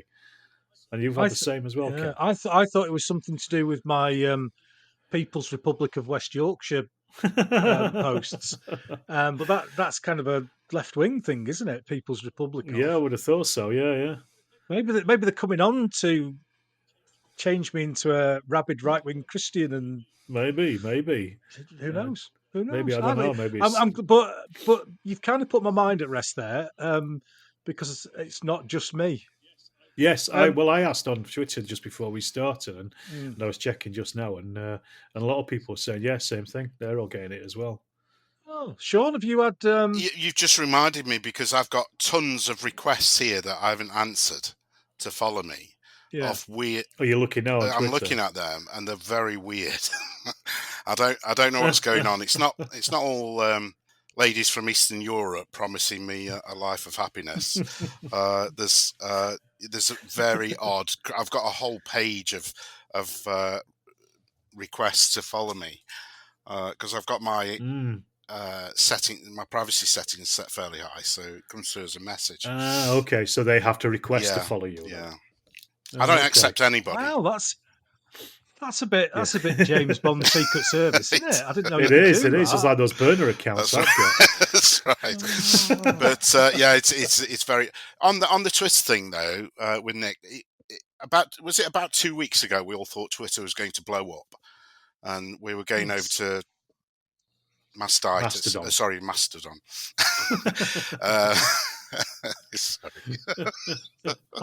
There's another one that I'm glad you didn't use, to be fair. Yeah. Have to be very careful though. To Mastodon, but it's not happened, has it? It's not. It's not transpired, has it? So I think the War Games corner that we populate has remained fairly steady. Other than this odd infiltration from right wingers wanting to follow you, I think generally. So the people who sort of jumped ship very early doors and left Twitter, I think may have been a tad premature. It's gone from one group of extremely rich people with a political view to another group of extremely rich people with another political view, none of which is relevant for what we use Twitter for. And it's not affecting my experience on Twitter one jot. No, same here. So far, apart from, like I said, last couple of days, really. A couple of weeks, I would have thought, these strange follow requests that have just started to suddenly come up, but apart from that, no much else. If they want to follow the podcast and send me loads of money on Patreon, bring them in. Support any cause. Open door policy there, isn't it? Send me money. Anyway, so there we go. You happy for that to go in, boys? I am. Yeah, it can. Yes, it can go. And the final one from Rohan Saravanamutu, who did the Leipzig book, and his was. And it grinds my teeth. This does grinds my teeth. Players who don't read briefings. But I tell you, I said it on that podcast, and I'll say it again now, just in case people didn't listen. But I've spent ages setting a game up, scenario, briefings, everything. Little bit of a clue in some of the briefings on maybe a way of. World War One, and they did do the lines led by donkeys, unfortunately, because they just charged up across open ground towards a trench line and all got slaughtered, and then went, it's not a very good game, this, is it? So I didn't really like it. It wasn't very good.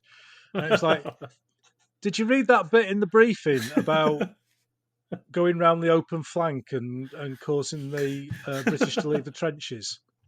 It was a briefing. You did a briefing. When was that? You know that briefing there where we had at the start when you were playing on your phone? So, this is so far in the vault.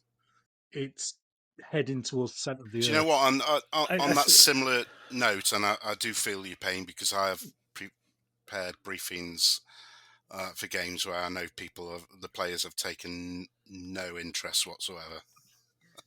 Doesn't matter how I've presented it or tried to drum up the excitement for the battle.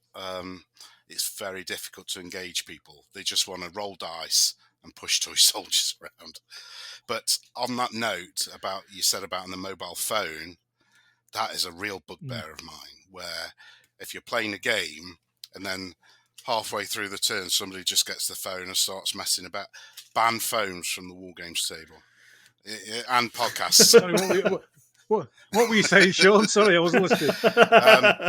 So obviously, if you're expecting an emergency call or important work call or whatever, leave it on silent and answer it if something comes through.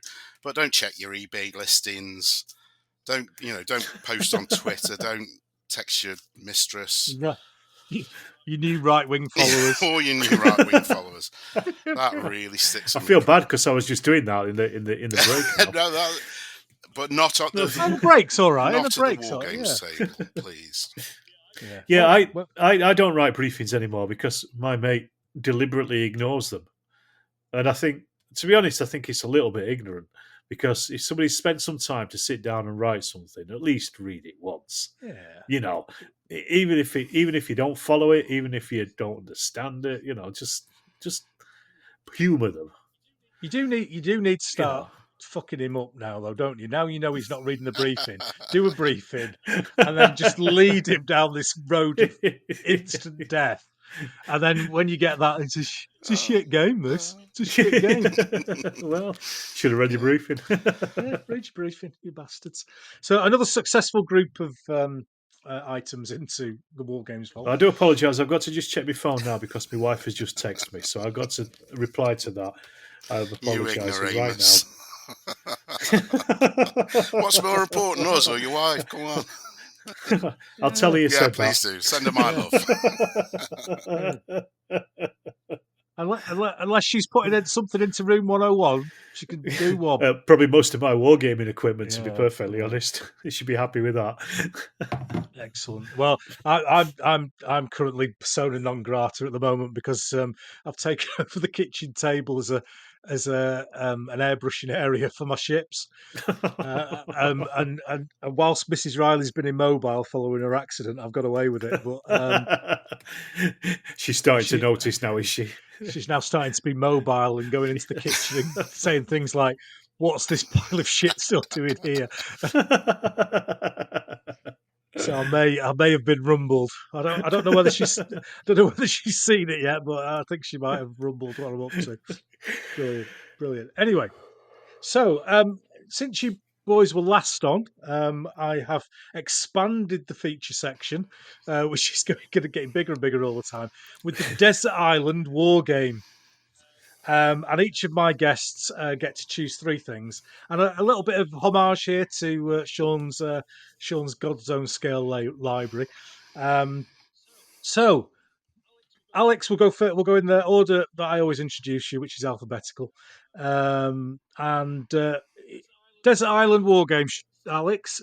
You've got one game that you can take onto your desert islands with no restriction to size or scale or anything. What would you take?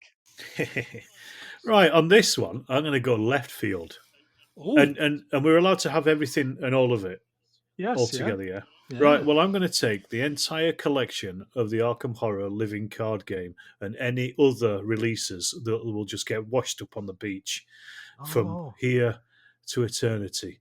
Like a message in a bottle with a pack of cards. Yeah, exactly. Oh. And, like every few months, another message in a bottle with a big box full of cards. I can feel Sting's contacting David Bowie now via Don't a get me started on Sting as well! Oh, my God! Okay, that's a collaboration. Sting and David Bowie from the grave. Singing about Arkham cards. I would walk into the sea, happily walk into the sea if that was happening on my desert island. We're getting a lot of David Bowie at the minutes, aren't we? With Bing Crosby and Robert Bomb and all that game. So, is that coming? Is that back? Thankfully, I've not noticed it. But back to gaming, I suppose more of the wargaming is the reason I'm not taking war games is because I get to play those a lot. Whereas this Arkham Horror, I have this fear of it because it's so big and so overwhelming that I never can really sit down and just go through all the cards and create decks and things because there's thousands of cards. And I love the game. It's such a brilliant game. But I always feel as though I don't have enough time to sit down and go through it and understand it properly and play it properly. Whereas if I was sat on a desert island and got nothing else to do, I'd have to do it, because I've got nothing else to do, basically.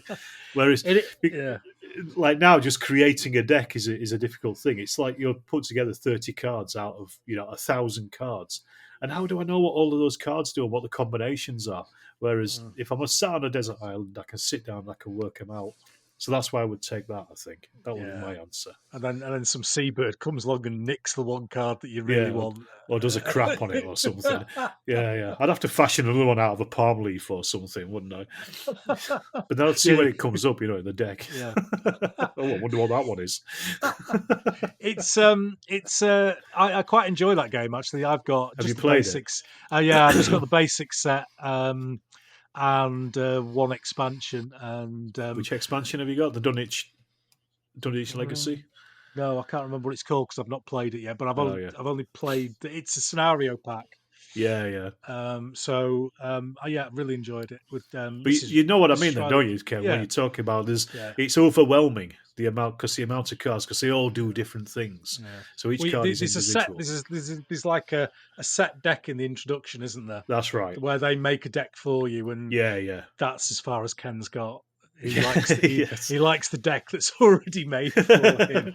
I mean, the deck building option is fantastic, and you've got so many. But that's the problem because you've got so many of these different solutions to a problem that you don't know which one to go down. So I'd just like to sit and work my way through it. So that's why I'd like that. Awesome. That'd be mine, please. Awesome, Sean. What would you go for your war game that you would take? Well, it wouldn't be a board game. A good friend of mine from many years ago said of that category of game, never was a style of game more aptly named, as in board. Because they do nothing for me at all. They do send me to sleep a little bit. You played the wrong ones. Yeah, I think I probably have. It's snakes. It's beyond snakes and ladders these days. Okay. Monopoly. It's not just about rolling a 6. Actually, the Arkham horror does interest me because I love the Cthulhu thing. Yeah. And I've got Zombicide, but above that, not much else. I think given this unlimited time Wait a minute before you go on. While we were talking earlier about getting on that podcast, well, I'm going to give you can come to my house and we'll play some board games. We'll have a board game day, and I'll change your mind on it. If you put Arkham Horror on, then definitely I'll take you up on that. Yeah. All right. It's something that I've come to recently because I've never really been into board games, but as a family, we've never been into figure games, but we've just started playing board games maybe a couple of years ago. And Pandemic, which I know is a classic and obviously very topical. We quite enjoy that one. And then there's one called Black Orchestra. I don't know whether you've got that one, Alex. No, I've not heard of it. Is it the one about the spies in Nazi Germany? Yeah, and you were all plotting to assassinate Hitler.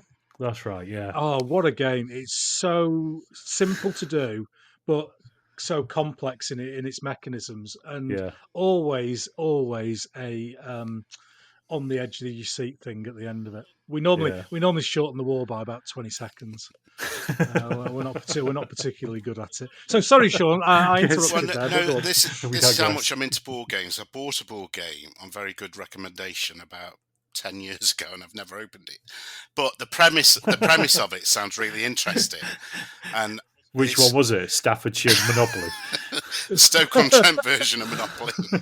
Everything was a £5 or under, £5 or under. No, it was called something like Killer Baby Orphanage, and you go back in time and you try and kill Hitler or Stalin or some horrible person from history as a baby. But the idea of killing a baby, regardless of who they are, I mean, it's maybe crossing the line there. Yeah. But I think that's what it's called. Killer Baby Orphanage, something like that. I thought it was on my shelf here. Bestseller. Times top 10 bestseller list. Yes. So the unlimited time, unlimited resources, everything I want on a desert island. I'm not going to say American Civil War. That would have been very tempting, but that's a route I probably ordinarily would go down. But I think I choose something that I will probably never do in my lifetime, but would have. I've got sort of a little a soupçon of an idea to do it, but I probably will never do it. And that is Austerlitz, but using connoisseur, elite figures, that sort of, and the big battalions, the Grand Manor battalions, 36-figure battalions on a sculpted terrain with the snow, the lake on it, was it a convent or a monastery? I can't quite remember. But all the iconic bits of it, very much as I don't know if you've ever seen it or played it at the War Games Holiday Centre, Ken, but those pictures that you would see in the early issues of Miniature War Games, and then War Games Illustrated to a lesser extent, but certainly very early issues of Miniature War Games when Duncan McFarlane was still running it and using a lot of the Peter Gilder pictures. That would be my ideal, I think, because I know that I'll never get a chance to do that. But that was what in my mind, that would be what I would take. And it would be really old school, so there'd be no flock on any bases. It would be painted sawdust or goblin green, pretty much like you would see on the old Battleground programme, the Edward Woodward thing, with that huge 12x6 or 16x6, whatever it was, with bounce sticks, with the Kotanga canister things, super, or the whole gamut of it. You know, I'm sure you've both seen the Bruce Quarry book, Napoleonic Campaigns in Miniature. Yeah. Some of the pictures in there are just, I can remember looking at those and drooling when I was a kid. And never got round. A lot of them are minifigs, aren't they, and Hinchcliffe figures back then, but they were just so iconic for me. Some of those pictures in that book. So I think that's what I'd have. Although I'd be on a desert island, I'd want a frosty landscape of Austerlitz with the three emperors. Just to psychologically cool you down. Brilliant. The next thing, obviously, you'll be taking a religious book. I know both of you will. Henry Hyde's War Games campaigns, you mean? Yes, that's one. The book of the word. It's surely to be updated with his latest mudlamps. To be fair, it's so long, you're probably not finishing by the time you were rescued anyway. Or dead. Yeah, exactly. Or dead.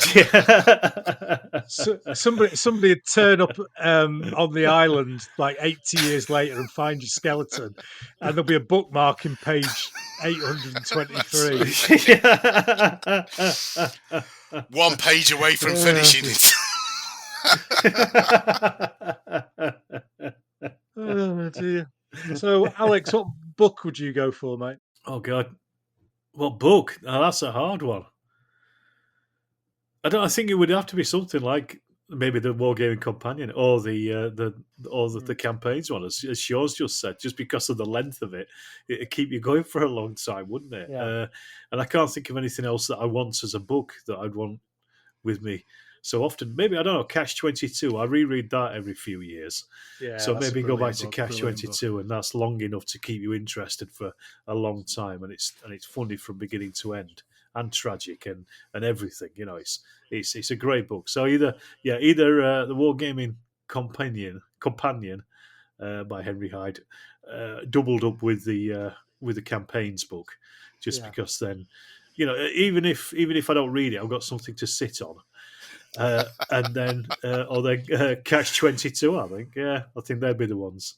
Brilliant. That's a good idea, actually. If you join the compendium with the War Games campaign one as like a double edition, it'd be like it's as big as a stool, isn't it? Basically, so you could literally sit on that. You know, I'd probably be able to reach my feet to the floor sitting on it. You know, it's that high. So yeah, it'd be. And you could use them as a weapon. Bask in the sun, and could use them as a weapon if absolutely, any. Yeah, in case any leopards or whatever's on the island with you. You could probably lay the pages out as a bridge. And reach the nearest landmass. Oh yeah. That's another good point. Yeah, so it's very practical, if nothing else. So if anyone out there is good at maths and can work out how far, if you put the pages of Henry's two books end to end, how far would they reach?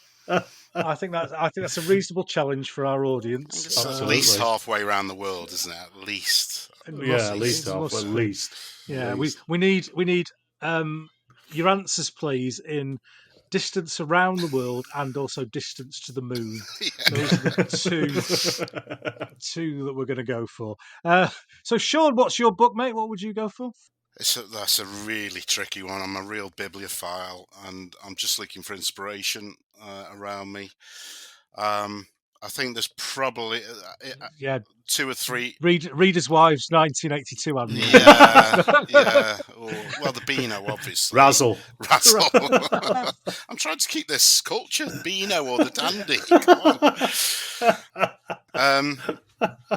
I've actually, over the other side of this screen, I've got the issue of the Beano on the day I was born.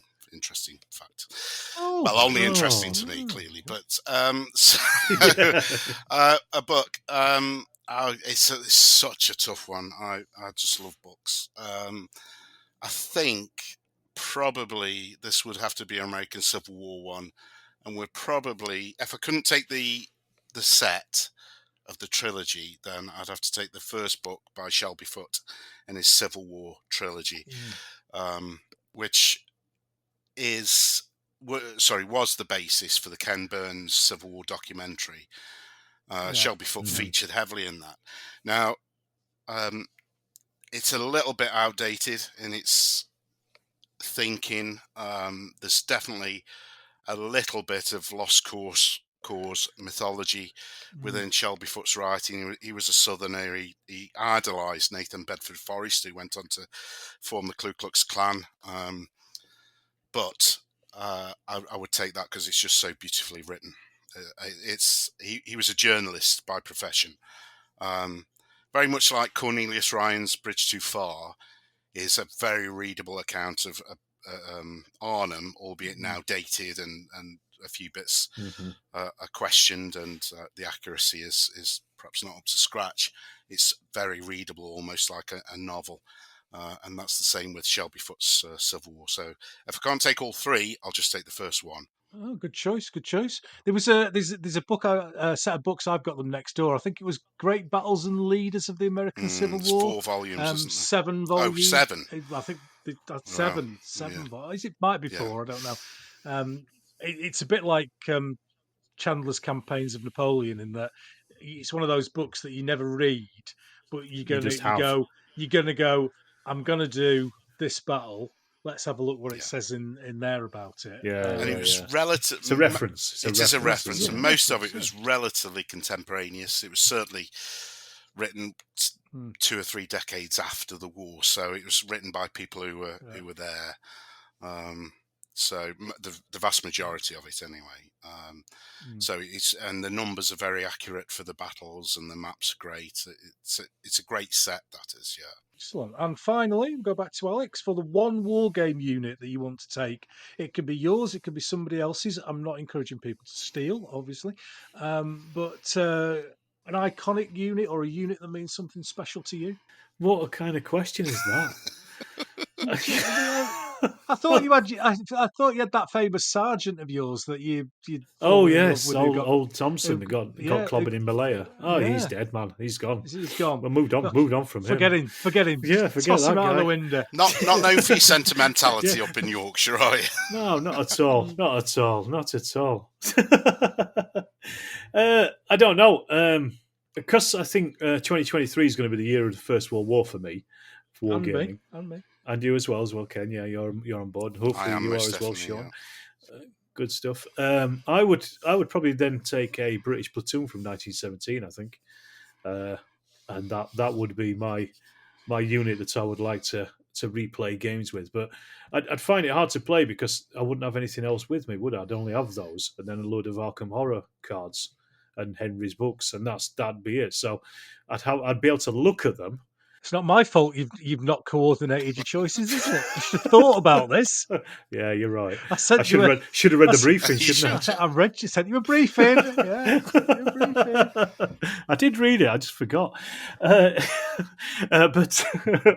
yeah, I think I'd take a 1917 British platoon because you've got it's the development of tactics. It's that means a lot to me. I think the fact that you've got the 4 different sections in there, and that right there is the epitome of the anti-donkeys First World War outlook. The fact that battlefield tactics are changing and the weapons are changing, and they are using those weapons to the best of their ability to do the job at hand. And would it be even sweeter if they were painted by Irish scriptwriter? Oh God, yeah. Oh yes. He can sit down and he can paint them for I'd be me. worried what he was using for paint, though, Alex, if he knew it was coming to. Well, that's a fair point, isn't it? Yes, that's a fair It'd be point. supervised painting. Oh, that's all right then. Yes. So finally, then, Sean, your war game unit for the desert. Well, you see, I prepared, and I'm making a sensible choice based on my previous decisions.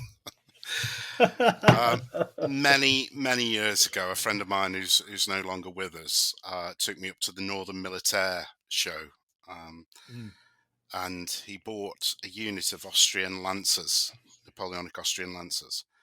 Now, he told me these were owned by Peter Gilder, or painted by Peter Gilder, or there was some provenance that took it back to Peter Gilder. I don't know how true that was, but they looked very similar to the unit. So the Austrian Lancers were in the green jackets. They got the red Zapka, whatever it was.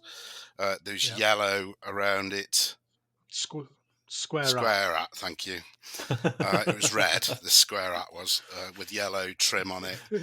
And it was just the most beautiful. The horses painted in oils, which I know you're a fan of, Ken. It was just the most... Once again, Sean disappears from our scene to go and help the Greys with their medical experiments. But once again, he will be back. Part 3.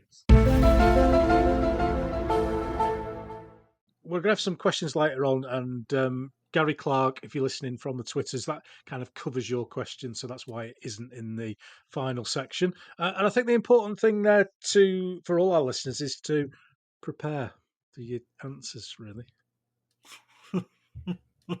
Alex. Piss poor preparation precedes piss poor performance. Yeah, exactly. Right, ladies and gentlemen. Right, we'll be back in a minute.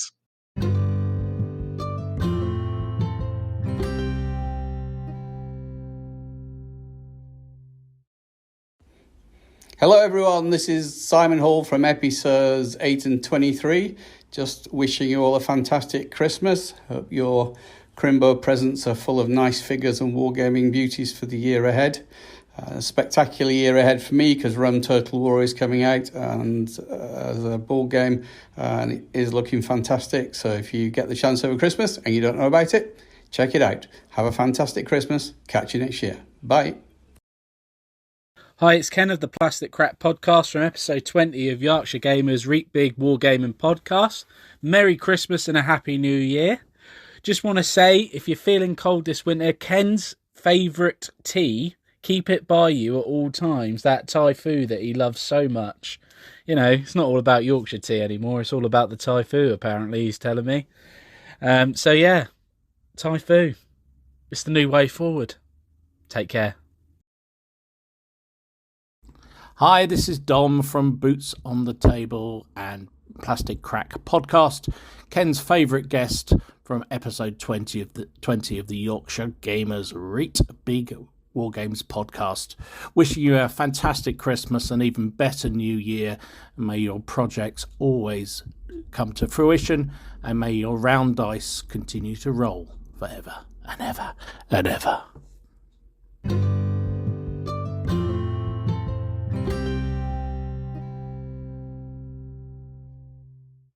Couldn't even hear us. Are you alive? Yeah, he's on dial-up. I don't know what's going on with it because it's been perfect for forever, and then as soon as I've tried to log on to this tonight, it's just slowed up. The final section of the podcast you'll be glad to know, before Alex puts another part of his body in the fridge door, is our questions from our lovely audiences. Oh God! The ask the Nora, ask our God. Nora section, and they're quite sensible tonight. I was disappointed, very disappointed. And I forget the lad's name, the UK role players games. Tom Davis. Tom. He must have been asleep because he hasn't sent us any questions. Yeah, I was surprised at that. There was no long streams of consciousness from Sheffield. Tom, just let us know you're all right, mate. Send us a message. Bit worried. Right, so crack into these. Some of them are quite straightforward and easy. This one cause a bit of trouble. Ian Fuller on Facebook. If people from Yorkshire are always right, what happens if Alex and Ken give different answers? They're both right. Both right. Exactly. Yeah. Sean? What the fuck? I refuse. I plead the fifth. And Sean looked happy. Sean looked happier in his Mexican outfit, I have to say. He did. And this one. Oh, this was a bit of a. He's got his hat back on. That massive scrape, ladies and gentlemen. Sean putting his hat back on. Sorry. Yeah. Sorry. I'll edit that out, obviously, because right. This one was a bit of a. Christ! If anyone thinks this is professional, then. This one caused a bit of a flame war on Twitter as well, actually. But Tom Godson, bless himself, has brought it up again rather than letting it lie. And that is Sheffield in the north? Yes, of course it is. This is Rich Clark setting his attack dogs on me. Is it? And I pointed this out to him before we did I said you keep your attack dogs away from me. It's he goes on about concrete slabs and he goes on about Sheffield being in the north, and he does it to bait his followers to attack me. That's what this is about, and it's continued onto this now. So this is war against Richard Clark. That's what this is. This is a flame war. He's declaring war on me. It's not north of Manchester. So Clarky, call your attack dogs off. That's a good question. It's probably about level with Manchester, isn't it? Anything Sheffield. north? You have to go. Anything north of Manchester is north. Leeds and Bradford are both surprisingly north of Manchester when you actually. Yeah, they are. Yeah, you have to go north to go to Leeds, but Sheffield is a most southern northern city. Exactly. Really said shitty then. Sorry, I'm from Rotherham. I'm north of Sheffield anyway, so it doesn't really matter to me. I'm 7 miles north. So don't give two shits whether Sheffield's south or not. Sheffield is South Yorkshire. It's South Yorkshire, but it's still in the north. Still in the north. When let's face it, when you leave that there London, and you go, as soon as you get past that, what's that bloody? There's a service station inside Watford the M25. No. Before coming out of central London, there's a service station just before you get to the M25. Potter's Bar, is it? Can't remember what it's called. Anyway, from there, anything further north is just called the North on the motorway sign. It does, yeah. It just says the North. The North. It's like pretty much everything above that is the North. Look how superior we are as Southerners, and you up there are the North. Yeah, it says it on the road map, and we all follow the road sign. We all follow road signs, so there you go. That answers it. So yeah, we can draw a line under that, and you can call your attack dogs off again, Clark. The second most well-known Clark in Wargaming. So sure absolutely. About that. Oh, you're talking about Gary, aren't you? Gary Clark. Yes. And it's not even spelt right. So we're actually on to a real question now, which is unusual for us. And this is a follow-up from Tom. What figure scale is the most cost-effective for today's economic environment while still giving punch in a fun game and visually? Well, I would say 15 mil, but I don't think it is. I'd say 20 mil because you can get loads and loads of 20 mil plastics for next to nothing. Airfix and Eschi and things We're like talking 1/72nd. Yeah, 1/72. So you can just buy those cheap as chips, can't you? Yeah, it's surprised that more people don't wargame with those figures. I guess it's because we probably all played with them as kids, so you kind of see them as children's toys rather than there's that thing like, oh, it's metal, so it must be an adult's thing. But there's a company called there's a company called Strelitz or Strelitz or something like that does loads of historical stuff. The Plastic scale. Figure Review, the website. Yeah. So much stuff that you don't even think is out there. But yeah, it's like the weird Russian companies, aren't they, that produce like hod carriers of the Neapolitan armour and things like that. Economically speaking, I think 20mm plastic is probably the way to go because there's just so much of it and it's everywhere and ubiquitous. What about the upsurge in interest in paper soldiers? If you're talking about economics, Peter Dennis, who does the artwork for a lot of the Warlord games covers and supplements, etc. Yeah, he does his painted toys and stuff, doesn't he? But I thought they were quite expensive. No, actually they're not. It's the ones that encase them in resin. They're expensive, aren't they? Yeah, the WoFun, that's called, isn't it? The company that do those. Yeah. But if you just go for the paper soldier, and he goes to Partisan and Hammerhead. I've seen them. They look pretty good. Yeah. He was playing Strength and Honour, wasn't he, at the last Partisan? That's right. Yeah. So bang for buck for the person who's short cash. Yes, you miss out on the painting aspect. Yes, you miss out somewhat on the visuals because they are 2D paper soldiers. But they've got a charm about them. And if you go to his website, there's a lot you can download for free, absolutely for free. Yeah. And in fact, there's the Junior General website where you can download paper soldiers for free. That's another one as well. Which is very good. But yeah, it's if somebody's short of cash, and most of us are at the moment with inflation and interest. Are they? What scale are they? I think they're nominally 20 mil, aren't they? I think nominally. Yeah, I thought they were.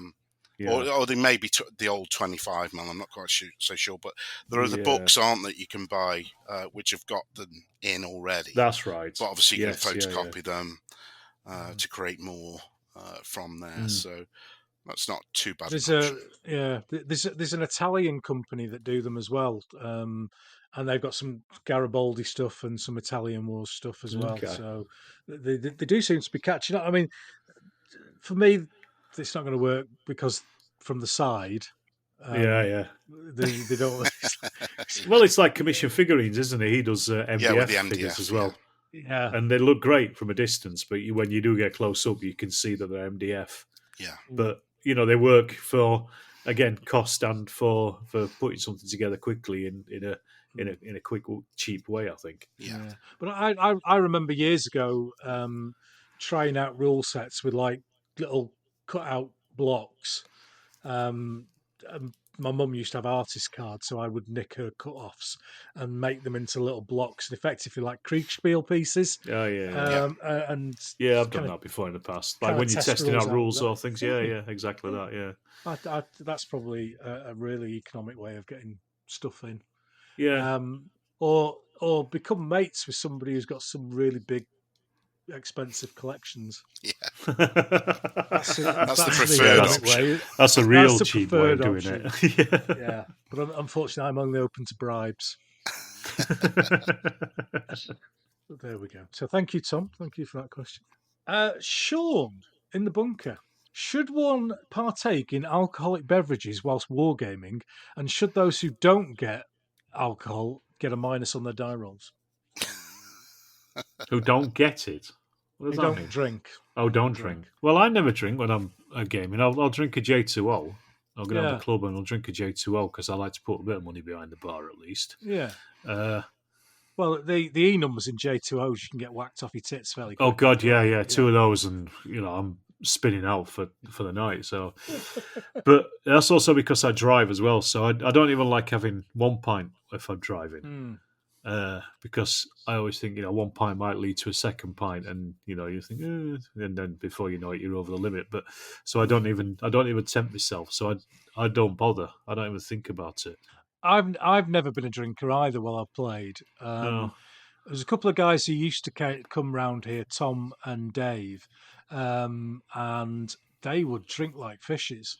They come with like a 6-pack of Guinness for the day, Right.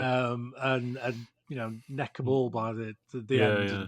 and maybe even go to the offie at 2 o'clock in the afternoon, Bloody hell. and it didn't spoil anyone else's enjoyment, and Yeah. they were not rowdy and throwing figures, yeah, bastards, and throwing stuff off the table. But that's the way that they gamed and enjoyed gaming. It's just something. Yeah, it's individuals, isn't it? I mean, I always fear as well though that the something's going to get spilt. Yeah, that's my big fear when you've got all these pints and when people are getting a little more clumsy because they're they might be slightly tipsy. It's probably not distracting from the game any, but the fact that you got a pint full of sticky liquid right next to a load of really nicely painted figures kind of fills me with a little bit of dread. Exactly. Sean, I suspect obviously Sean's question was slightly tongue in cheek there, but I've never drank. I'm not a big drinker anyway. But interestingly, a little group of guys who've started at our club recently, they'll take down a box of 24 little stubby bottles of beer and they'll drink those through the night. And that's the first time at our club that I can ever remember anybody drinking alcohol there. And they don't get rowdy with it, and they're just around their own table and with their own figures. So there's absolutely no problem with it. But yeah, I've never really been into that culture where I'll have a Diet Coke or something when I play, but I don't. And so consequently, to answer Sean's question, no, you should not get a minus on your dice if you don't drink. No.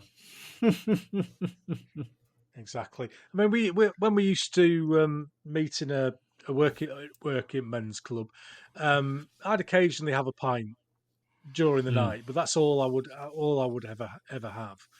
I was listening to, I can't even remember which podcast it was, a wargaming podcast, and somebody was mentioning that the group that they belong to have financial bets on their wargaming, and really? I've never heard that before. Wow. Never heard it. That's a quick way to ruin friendships, I would suggest. It is a little bit, isn't it? They talk about competition gaming. God, I wouldn't be into that at all. Gambling, mind you, there's some people you might give long odds on who've like never ever won a game, or you change your odds after your first die roll. The problem is it completely changes the entire landscape of it, doesn't it? Because you're then committed to winning at any odds, aren't you? And you're also watching your opponent for them to do anything. You'd be you'd be a proper rules lawyer because you wouldn't be wanting to lose however much you put on the thing. Yeah. There'd be no like, oh yeah, it's an inch close, so yeah, just forget about it. Move on. Everything would be checked, and that's just not our game. If it's bets, never heard of it. If it's bets on to say, oh, John's going to fail his next morale test, let's see, and we'll put a $5 on it. Yeah, he's going to pass. Yeah, he's going to fail. I suppose that like a spot bet, if you like. Interestingly, like on a dice roll that nobody can interfere with. Yeah, exactly. Interestingly, Mantic Games, they run an annual competition for their fantasy game, Kings of War. And the winner of the Kings of War competition in the UK gets a flight out to play the Clash of the Kings of War Championship in America. And similarly in America, the American winner gets a flight to come over to the UK to compete in the equivalent tournament here. So that does put money at stake. And then, but that is a competitive environment. You know what you're going into there. That's different. But I think, so for a game down the club it doesn't float. Even just putting a $5 on it or something like that, I think it just completely changed the entire my outlook on the game, and and it'd be something I wouldn't want to have. Yeah, not at all. So no gambling, no drinking. No gambling. Yes, we're very clean living here. Yes. No drink, no alcohol, no gambling. We're clearly sons of virtue, aren't we? We certainly are. Proper language all the way through, no swearing. Yes.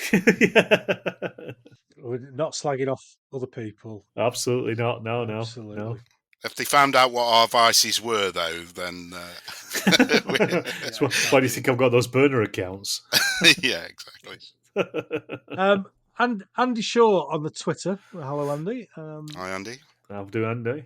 Yeah, Sean's kind of answered this question already, but if you could play any game in any scale and terrain wasn't an issue, what would you like to have a go at and why? I'll stick with my house still, but it'd be interesting to hear Alex's. I'd do something First World War, and I think I'd do something probably, I don't know, from the Somme or maybe Combray or something where there's a lot of trenches involved in it.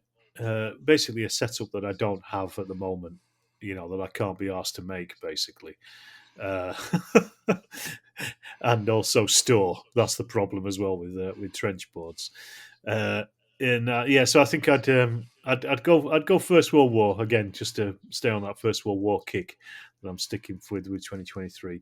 And I think it would be something with a really lavish trench setup that would be built very specifically to a specific battlefield. Probably Combray, I think, just for the interest of having tanks and infantry and a bit of a mix of both. So First World War thing with lots of trenches. Awesome. There you go. What about you, Ken? No, that's it's a good question, this, for me. It is. Because a lot of the question for all of us, I think. A lot of the stuff that, I'm already doing. So, a big Italian Wars game would not be something new and different because I've already got big Italian Wars stuff and I play big Italian Wars games on a regular basis. Yeah. But I think I would go for, and this is something that I haven't got at the moment, but I will have in the future, and that's doing the 1/700 naval stuff on a massive table. Yeah. Terrain definitely isn't an issue because there isn't any, which is why I love naval wargaming. There's people. There's people who do naval wargaming who stick fucking islands and harbours and stuff. It's like you're playing a game where you don't need any terrain other than stealing your granny's blue curtains. They can't leave it alone, can they? Can't leave it alone. Oh, they've got to have a bloody island, and they've got to have a harbour, and they've got to have some clouds and a little rock with some penguins on, and it's like, oh.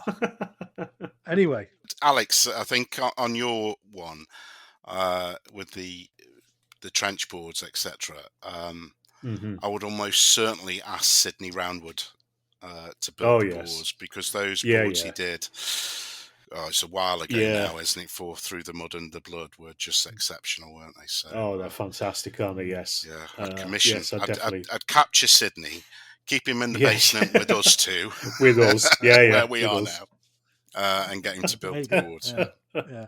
Well, if he was captured in my cellar, I would probably change my choice from a terrainless naval game to something that I could keep Sydney busy with for a short while. Don't worry, Sid, we're not coming round. We won't be round. Don't worry, you're safe. It's all hypothetical, honest.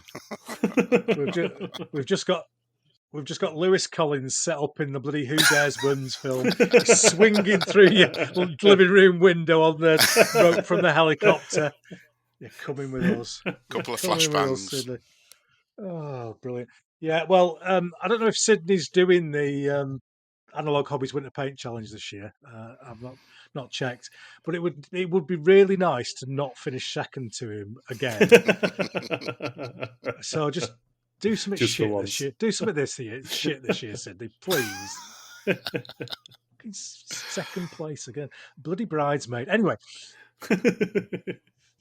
Next question from Dimitri Ionu. I think hopefully I've got that right on the Twitters. And nice straightforward question. What's on the hobby bench next? And what is the next project that you are eyeing up? I'll go first. My hobby bench has got some 1/700th scale merchant ships that I'm halfway through building, and the Bismarck. And I'm trying to get them cleared and away in 9 days' time for when the Analog Hobbies Winter Paint Challenge starts. And I shall be doing some 28mm Italian Wars Spanish. So, ready for that. I've got all the figures primed and ready to go. So that's quite an easy one for me. Alex? I've just finished off a load of First World War ruins for Through the Mud and the Blood and for Square Bashing. I've done them so I can put them on 6-inch grids, or I can put them on just on the table themselves. I missed the bit on your video, Alex. Were you putting bits of your garden on it? I couldn't work out what you were putting on it. On those ruins? Yeah, you were like spraying a load of white stuff and then chucking bits of your garden on it, and I didn't know what were going on. It's a rubble mix that I made years ago, but unfortunately, because I made it so long ago, I can't actually remember what I made it out of. So I've got loads of it, but I've got no idea what bits it is. It's like cork and sand and all kinds of stuff mixed up. And here's a top tip for that. Then, if you next time you're abroad, come back into the country and hide some of it on your person. You'll get stopped by customs, and they'll analyse it. And of course, it won't be drugs, but you can. But then they can tell me what's in it, and they'll go, "Well, it's 10% this," and then you can write it down. I mean, okay, that's a good idea. Yeah, I'll do that. Top tip there. Top tip. Yeah. So, you'll be walking like John Wayne for a couple of days. But don't worry why didn't I think of that? Yeah. Don't worry about that. Yeah, sorry, Alex, you were spreading. So shit I just finished those up. I've got tons of stuff actually just sitting in the to paint pile at the moment. So I'm trying not to buy too many things, but I have been eyeing up Star Wars STL files to try and get those printed out somewhere, but it's a long way off. I don't want to distract myself from the big pile of terrain and things that I've got to work my way through at the moment. So that's First World War is kind of dominating stuff at the moment, but also getting rid of me lead pile, plastic pile, I suppose it is. Awesome. But all ready for the hashtag Great War Game 23. 23, yes. I can't even remember what's in my pile to do, so I couldn't even say. Fighting the battles and the stereotypes. Absolutely. I came up with that. Nice one. I came up with that. That was me. John. On the painting table at the moment has been quite a bit of Spanish Civil War. Just painted a Moroccan tabor. Part of an army, not a faction. Tabor, yes. That was quite nice to do. Did he just say faction then? Did he just say No, I was trying to avoid saying faction. Yeah, faction. And everybody drink. Everybody drink. Been doing a bit of scenery, which is a tower on a hill. Oh, that's lovely. That is lovely. Yeah, that's good. Yeah, which is an objective. It's a bit shit for an audio podcast, but it is a little bit. Yeah, it's a tower on a hill. If you're listening, you could see that, you'd love it. You would. You would.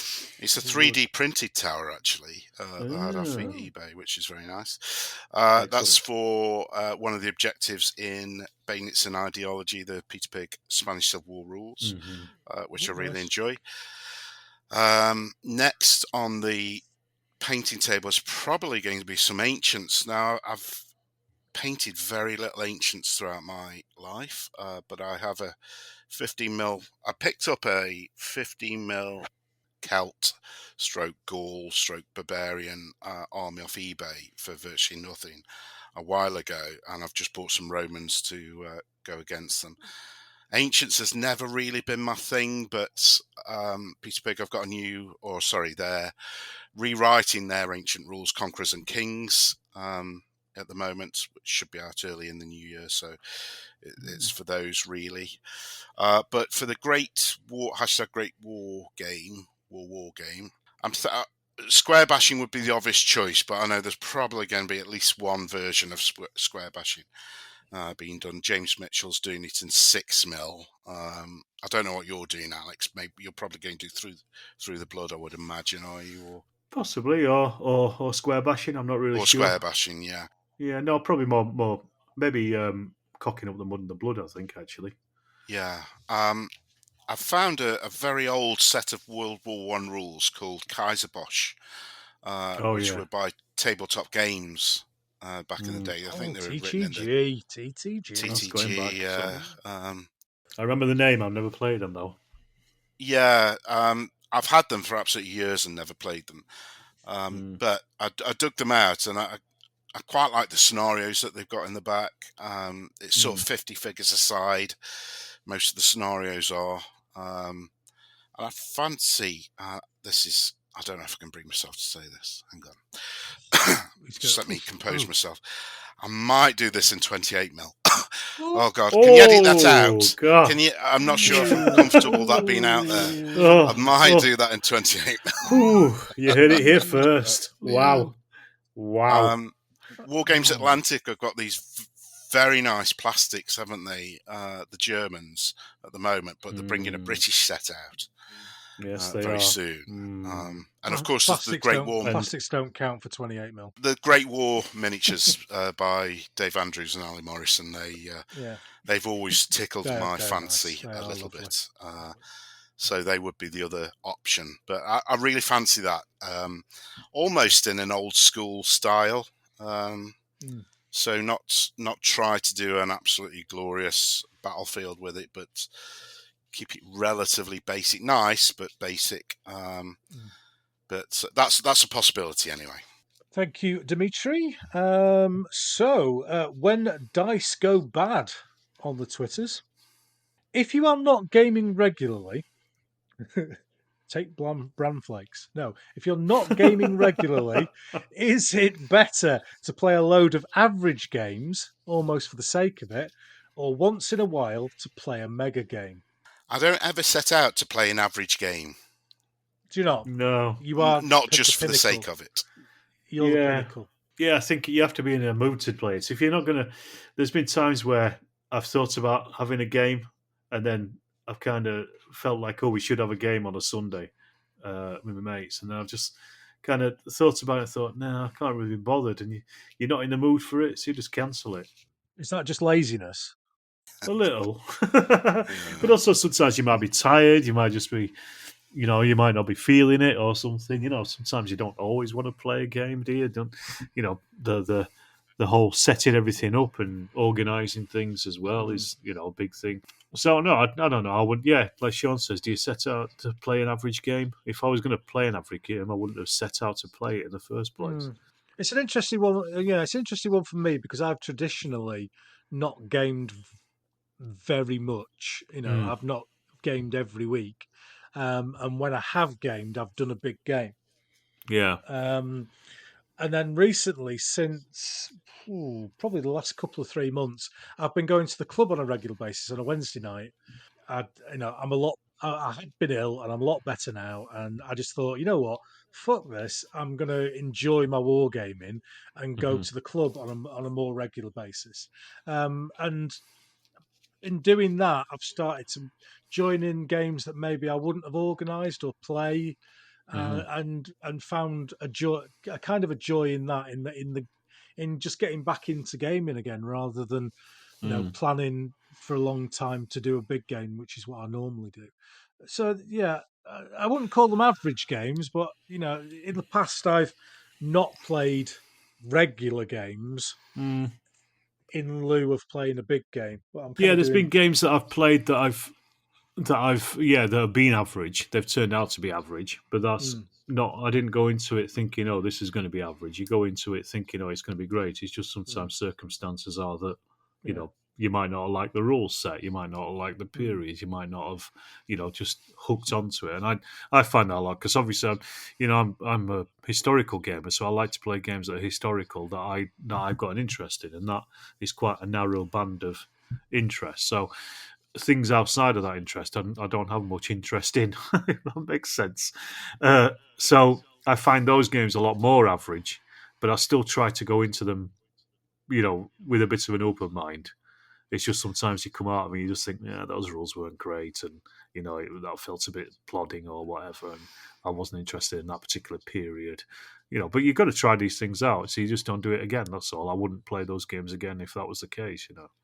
So yeah, I don't, like you, Ken. I go down to the club pretty much every week. There's been a few weeks I've missed, obviously, and I'll either set up a game or I'll join in a game that sounds good that I want to play. Rather than go in thinking, oh, this is going to be average. Sometimes it turns out to be average because that's just the way that the games go. I think I've probably misinterpreted what he meant there. I think if he's talking about an average game where an average game is a club night game as opposed to a big spectacular, to be honest, I'd rather play the average game rather than play once every 6 months where I play a superbly laid. Your big games, Ken, must take weeks, if not months, to plan, and then the setting up and the doing the briefings which nobody reads and setting the terrain out, etc. I've just come back from not just, but at the end of November, I was down in Weymouth at the Peter Pig Weekender, where we take over a hotel from the Friday night through till the Sunday afternoon. And just play all the Peter Pig games. I played 7 or 8 different games down there and thoroughly enjoyed it. They all look nice, but none of them would be what you would describe a display quality game, I suppose. But they all look nice. They look lovely. I really enjoyed all the games. And I think we can all agree that the most important ingredient of any war game is the people that you play with. You're with mates. It's a social hobby, isn't it? Yeah. It's a social hobby, yeah.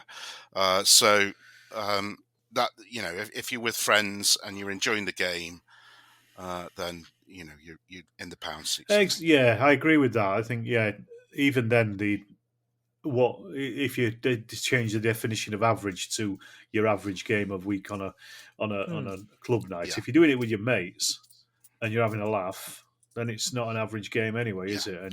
And that is, like you said, but that's better than setting up once every 6 months to play a game because if that ends up being crap, then that's it. That's your game for 6 months, isn't it? You're bollocks then, aren't you? Yeah. No pressure, Ken, then, when you set up a game for me and Alex to come round. But, there is a joy, and I've explained, we've talked about it before with myself, is the gaming isn't the big thing for me. The painting and collecting is the big thing for me. So at the moment, I'm just starting to plan for Pavia in 2.5 years' time. Because there's a lot of figures that need getting and painting up for that. But I'm not gonna stop that.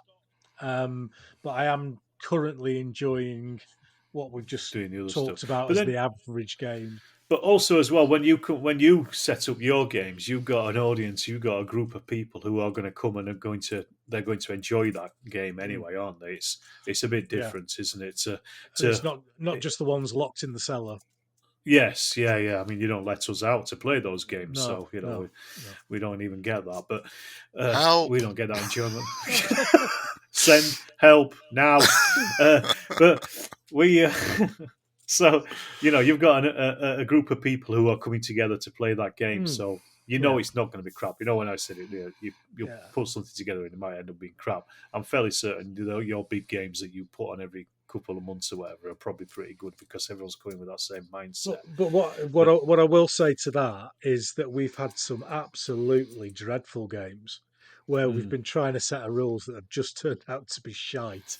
Not mentioning any names, but Soldiers of God, and we've enjoyed that because of who we are and the company that we've had. And taking the mickey out of each other or what's happening, or in this particular case, not happening on the table, and kind of oh god, this is so so dreadful that this isn't happening, etc., etc. So there can be a joy in a bad game if you're with the right people, I think. Yeah, I think so. Yeah, it sounds contradictory, doesn't it? I mean, it can work either way, average or big spectacular, and it can also work on the opposite way as well. An average game could be really enjoyable because of who you're with, and a big spectacular game could be shit because of how it turns out. Yeah, or it could be brilliantly organised, and you get some knobhead playing who just goes against it all and ruins it for everybody. And that's generally you, I guess.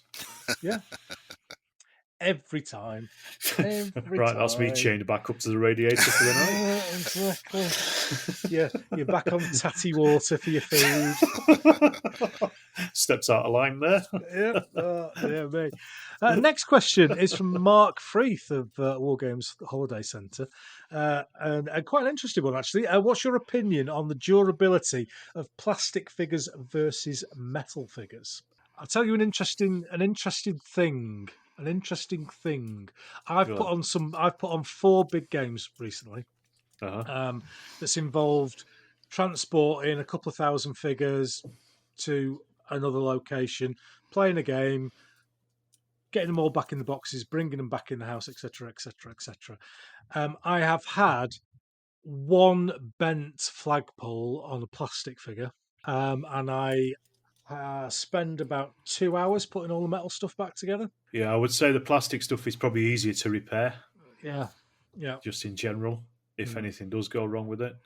I don't know what you mean. How he means by durability. I mean, in time, or just in being used, by being touched. I would say it's similar to what I was talking about there in the longevity of the figures. Because there's stories, isn't there, of some of these old plastic Spencer Smiths from the 70s and 60s just crumbling away into dust. But that's because it's crap plastic, though, isn't it? Right. And they're very early plastics as well, aren't they? Those ones, the 70s ones. I mean, stuff like Airfix things, they're still around. They're still fine. Yeah. The ones from the 60s and things. It just depends on the plastic that they're using, I think. Yeah. I've got, I think somewhere kicking about upstairs, I've got an Eschi Imperial Guard 172nd figure that I've had he's got to be at least 30 to 40 years old when I bought it. I've had it for 30 or 40 years. It's just been kicking around in my, and it's perfect. It's exactly the same as it was when it came out of the box. So I think there's no issue with it. I think on that durability aspect, metal figures are probably, if I'm talking about I'm thinking about World War II figures here. I guess if you've got Italian wars with pikes, etc., if you've got shields, and they're going to be far more prone to pinging off than on a plastic figure, because the plastic essentially welds together, doesn't it, with the polished cement. But a World War II figure, I've been painting some World War II for a friend. I far prefer painting the the metal to the plastic. I hate building figures for a start. Plastic figures, I really detest that. But I think the less so rifles have snapped off the plastic figures where they're not going to snap off World War II. A metal figure. However, you have to have a really decent varnish on the metal figure, whereas a plastic figure, the paint won't come off. It won't flake. It won't. Yeah, that's true. It doesn't chip as easy, does it? They don't chip. Yes, thank you. That's the word I was after. So I think it's horses for courses. I think for transporting everywhere, plastic's obviously the favoured option because it's so light. A couple of thousand plastic figures over a couple of thousand metal, as you've experienced. There is a problem with that though, because if you pick a big tray of metal figures up, you've picked them up, and you're kind of struggling and lifting and making sure you've got your posture right. You do that with a box full of plastic stuff, and you nearly fucking throw them across a field because you're using the same leverage and strength to get them up, and there's no weight in them whatsoever. One of my boxes of Italian Wars, is one of them's all metal gendarmes, and you can only just carry that on your own. And one of them's virtually all plastic pike, and the difference between the two is just unbelievable. Yeah, massive It's difference. it's interesting that you talk about you hate putting them together, Sean, because that's something that I love. I love building the things, but I came into wargaming through military modelling. Yeah, I was doing that long before I was doing any wargaming. So to me, that's my bread and butter, and I love putting tanks together, and even building little 15mm figures that Plastic Soldier Company do, the plastic ones. But yeah, I love it. I think that's a grand. There's so many people that say they hate it, they can't stand that, and I can't understand it. From a personal point of view, because I just enjoy that process of building things. But I suppose I can understand why people don't like it, but enjoy it. I think it's just part of the process. It's just not part of the process that I enjoy. If you gave me a primed figure, and a clean brush and a nice clean water jar and a bit of paper towel, I'll be happy. Painting Portaloo. I'll be happy. And my water. I'd be happy all day long. I would. I could sit there and literally 8 hours could go by. Not currently, but in the past, when I've had that time, I've absolutely been lost in the process of painting figures and listening to podcasts or audiobooks or something on YouTube. That's my happy place. Building figures isn't. It just makes me frustrated. I think it's because I'm not very good at it, Alex. I think that's the bottom of it, top and bottom, because I feel like I'm all fingers and thumbs and I can't quite get the bit into the right place, particularly if it's separate arms and separate weapon and you're trying to get the angle right for the arms, and it can be tricky. Get frustrated. I agree. I have to say that I've quite enjoyed coming back to making model kits doing these ships. They're wonderful. They are, Ken, by the way. They are brilliant. I've really enjoyed doing that.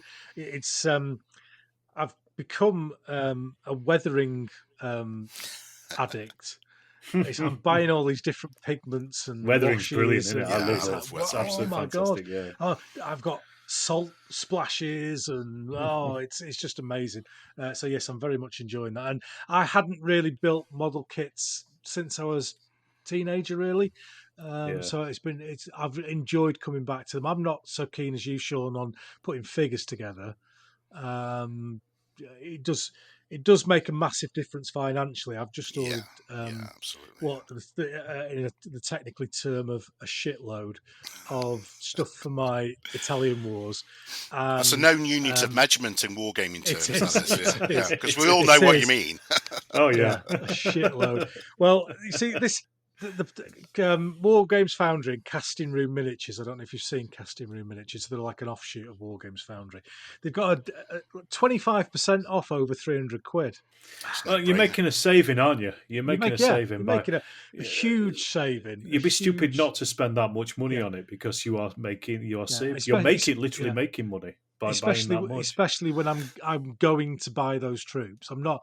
I'm because I know some people get suckered into ordering another £50 kit to get free postage and packing. But I haven't done that. I've got a huge list of stuff I need to get for Pavia, and if I'm ordering it and I'm getting 25% off, get it all at once, aren't you? I'm having it. I'm having it. There you go. That's a quarter. Can I throw a question to you very quickly, you two? I want to know if you're the same as me. So you've just mentioned there 300 quid's worth of stuff, and you're going to get 25% off.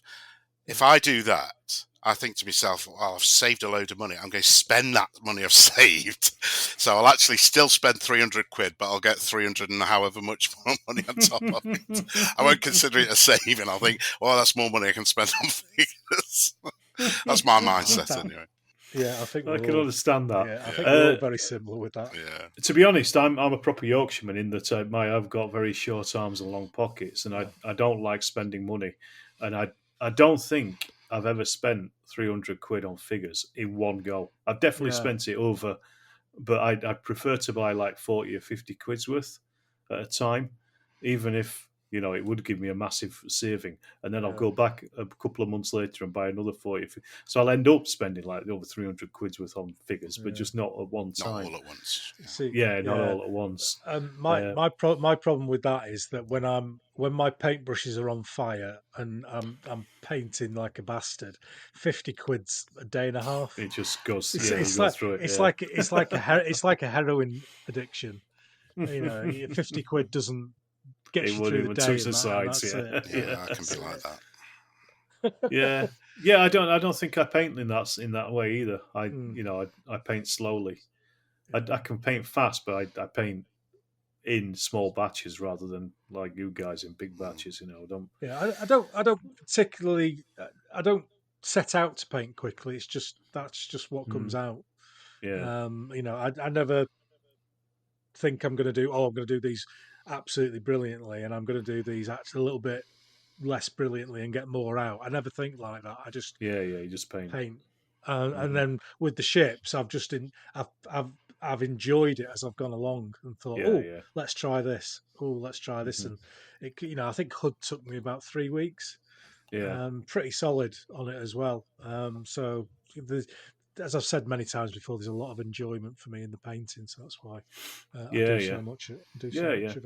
It's as Sean says, it's a broad church, and you do whatever it is out of the within the hobby that you enjoy, don't you? You concentrate on the high priest of the broad church. Absolutely. Bless you all. Royston Papworth on the Facebook says, "How do you big battle a small battle?" How do you big battle a small battle? I know. We'll go one to one figure scale. Yeah, that's what I do. Yeah. With the Battle of Mentana, which is relatively small, the Papal French side, 4,500 to 5,000. Garibaldi, anything between a same amount and 10,000. So 15,000 is not a lot of people for a battle, really. At the end of the day. So I, as you just said there, Sean, I drop the figure scale or up the figure scale, whichever way you want to go around, and do 1 to 10 or 1 to 15. Yeah, that's the way around it for me. That sounds about right. It's whatever floats your boat. So we've spoken in the past, haven't we, Sean, about the polymos basing system and that one base for a battalion with 24 figures on, is it? Or brigade, yeah. Oh yeah, or even a brigade, and that's not floating my need for more figures and more spectacle, but it scratches other people's itches for more units. Well, it's going that other way, isn't it? Where people, I think they call it bathtubing, where they reduce a big battle down to. They can. So, are you aware of the Neil Thomas set of war games bloody books? Big Battles, yeah. Well, no, not bloody big battles. That's Chris Pears, isn't it? But Neil Thomas did wargaming introduction, wargaming 19th century, wargaming. We played his ancients ones, ancients and medieval at the club. Yeah, so he'll fight Hastings, for instance, with 12 units aside. Or 10 units against 12 units. That'll be on a 3 foot. Feels like DBA, but not as restricted as DBA kind of thing. Yeah, so you're talking about maybe DBA a little bit more than DBA you would have in an army, where they'll scale it down. So the 19th century book I really like, actually. I've been reading that recently. And you could fight the Battle of Mars-la-Tour, Franco-Prussian War, with I think 12 units against 14 units, and still call it Mars-la-Tour with Marshal Bazin, who frankly you want to get killed very early in the game, but and the French stand virtually no chance of winning. But the table's set out to represent the battlefield of Mars-la-Tour. But that's going the other way to what the question was. But and that's what floats people's boats, isn't it? It probably wouldn't be your thing, Ken, to sit down at a 4x3 table with 12 units and say I'm fighting the Battle of Mars-la-Tour. You want the 16-foot table with thousands of troops looking fantastic with the flags. So etc. if they're bathtubing, am I Olympic-sized swimming pooling? Yeah, yeah, I think that must be what it. Yeah, you're in the 100-meter pool. Yeah, that's the I'm not going to say big boys gaming because that's going to get me into trouble. They will. I haven't said that. I haven't said that. It's a slappable offence, that is. Yeah. Yeah, mentioned. It's what people enjoy from the gaming, and that just happens to be what I enjoy. Yeah, no, and there's no harm in it. You've got to accept that people come to this hobby for different reasons. And we're in the same hobby, but we're just approaching it from a different angle. Absolutely. Apart from the round dice lot. Yeah, they can fuck off. Fucking tank bases as well. No. I'm not going to even start that one. That is a flame war that will go on. That is a flame war. So, next question. Matt Williamson, French Wargames Holidays, from Facebook. This is an interesting question. Is your collection insured? I hope he's not planning to come round and steal it. And is it for its true value? No, only on a house insurance. There you go. Yeah. I've got no idea what my true value of my collection is. Wargames Collection Calculator is where I've seen it. Pete Riley's website. But no, I haven't used it. I've no idea, to be honest. Interestingly, I don't want to know. No. I certainly don't want my wife to know. 5 or 6 years ago, I had a car pinched with a load of figures in it that got burnt out.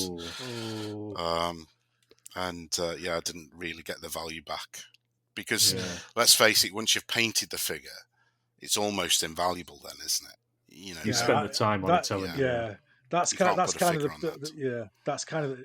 the point that I was going to make, is that can you ever insure your figures for the true value?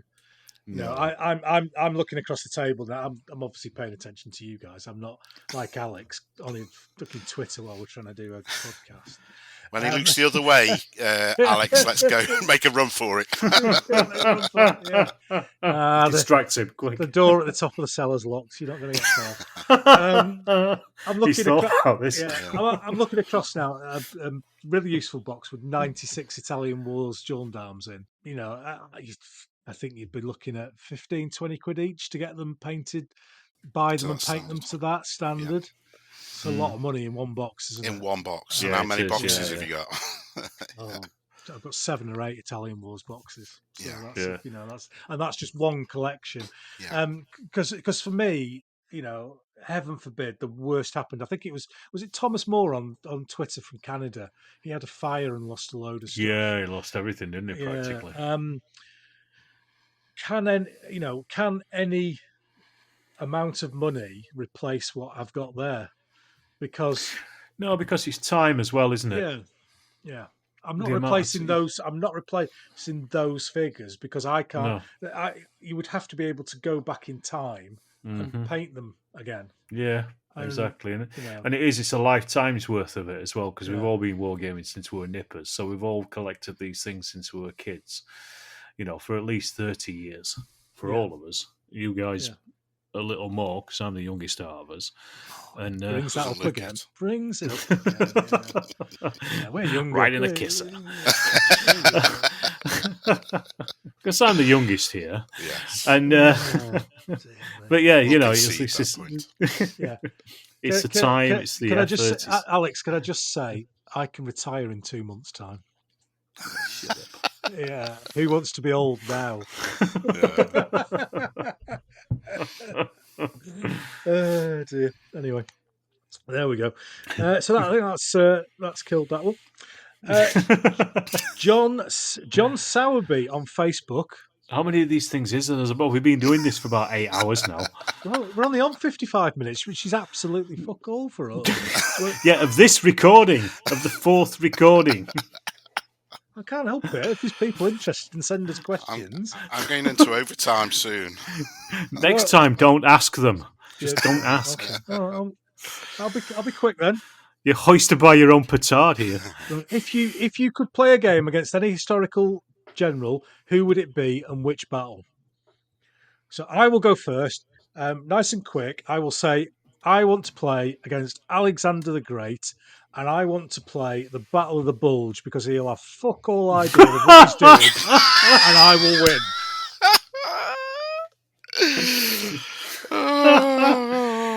That answers it. I can't better that.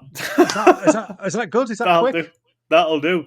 I was going serious. You see, I was as well. I'd like to go against Robert Lee at Gettysburg because I know I'd be able to kick his arse.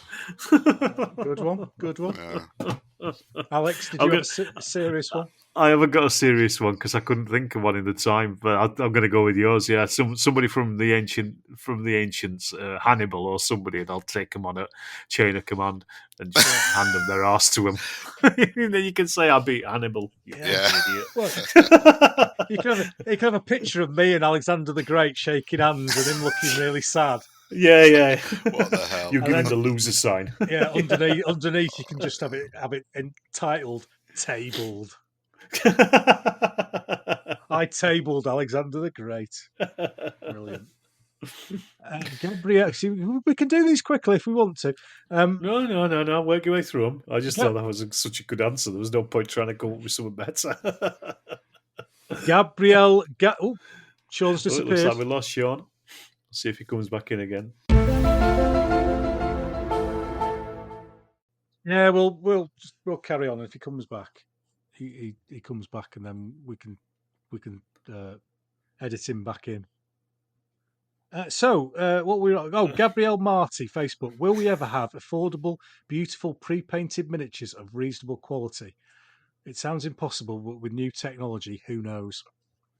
So this is 3D printed, isn't it, basically? Yeah, 3D printed, painted figures. Yeah, is a short answer because yes, I do think so because they're already working on it. What I've seen has been poor, shall we say? Yes, but that's as it is right now. However, remember, 10 or 15 years ago, 3D printed miniatures were poor. Now look at them. Yeah, that's true. It's true, but for me, the joy is in the painting. So I'm not going to buy them. Yeah. Well, it's not. You're not the audience, are you? It's for definitely not. People who want to get painted miniatures on the table very quickly, and that's the same. It's the same as contrast paints. Your favourites. Don't pull that face. Well, we've already decided that they are actually food colouring, so that is in the awards. True. It's now official. So when you're making those fancy coloured buns for children in need, get your contrast paints in and colour them. So I think it will come, but is it going to change my world? Nah. No, it's not going to change my world either. I mean, 3D printing has a bit because I've bought loads and loads of scenery. Yeah. In particular, vehicles as well in 3D printed. But I don't buy pre-paints.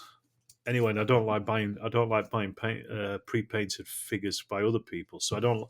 Well, apart from the Wings of Glory aircraft, they're the only pre-painted things I've got, and that's because they don't do them unpainted. Otherwise, I'd happily paint them.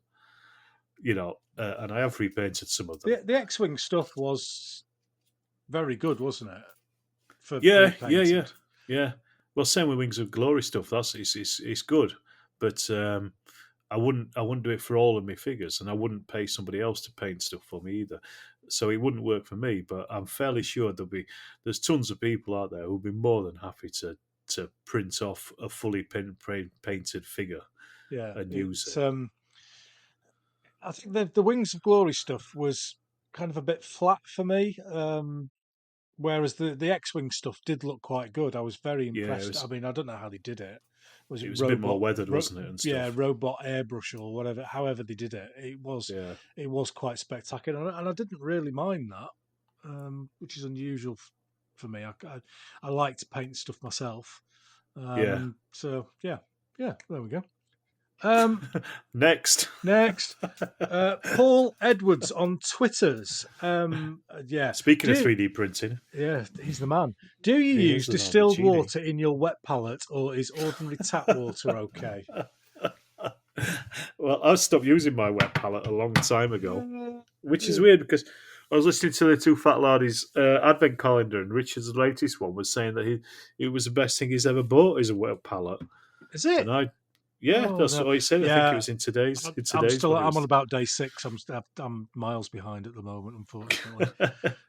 Yes, he'll upset you because yes, he says it's the best thing he's bought is his wet palette, and I stopped using mine. It's sat under my desk getting mold, so I don't know which is better, distilled exactly. water or tap water. Well, I would suggest that the answer would be it would depend on what type of mold culture you're trying to grow, Right. Which would work better. Watercress or yeah. We're just getting a message from Sean, who can't get back onto the internet, which is a bit of a pain. So obviously, Staffordshire internet is not exactly, and it's a bit weak. We would say the best county in the awards. Well, exactly. This is it right here, isn't it? Yeah, he was complaining about Staffordshire not being nominated, and it's got shit internet. So I mean, literally, 3 of us, 2 of us in Yorkshire, 1 of us has gone. Why is that? Why is that? Yorkshire internet.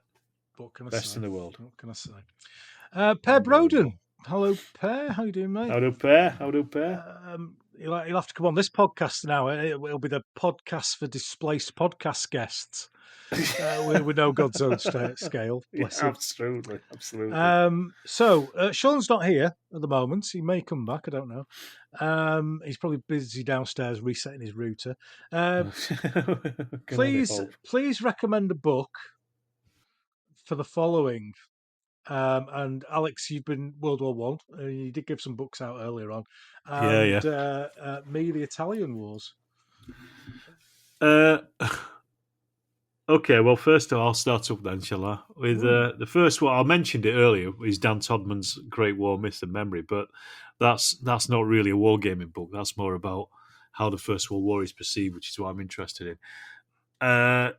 A second one for wargamers for the First World War would be Battle Tactics of the Western Front, the British Army's Art of Attack, 1916 to 1918 by Paddy Griffith. Go, Paddy. There you go. That's everything that you need to know about how the British Army tactical changes came about from 1916 onwards and how it was dealt with. And it's such a good book. Exactly. It's quite old at this stage. It's quite an old book. I've just got it open here, but you can get paperback version of it for £1.47 on Amazon at the moment. Wow. But I can't remember how old it is. It's 1996, so it's a relatively old book, but it's still pretty pertinent, I think, and a lot of his conclusions are still hold up, very definitely. Excellent. So get that written down and read that. For the Italian Wars, I think obviously the Never Mind the Burl Hooks rule set is perfect. Comprehensively deals with the nuances of the period.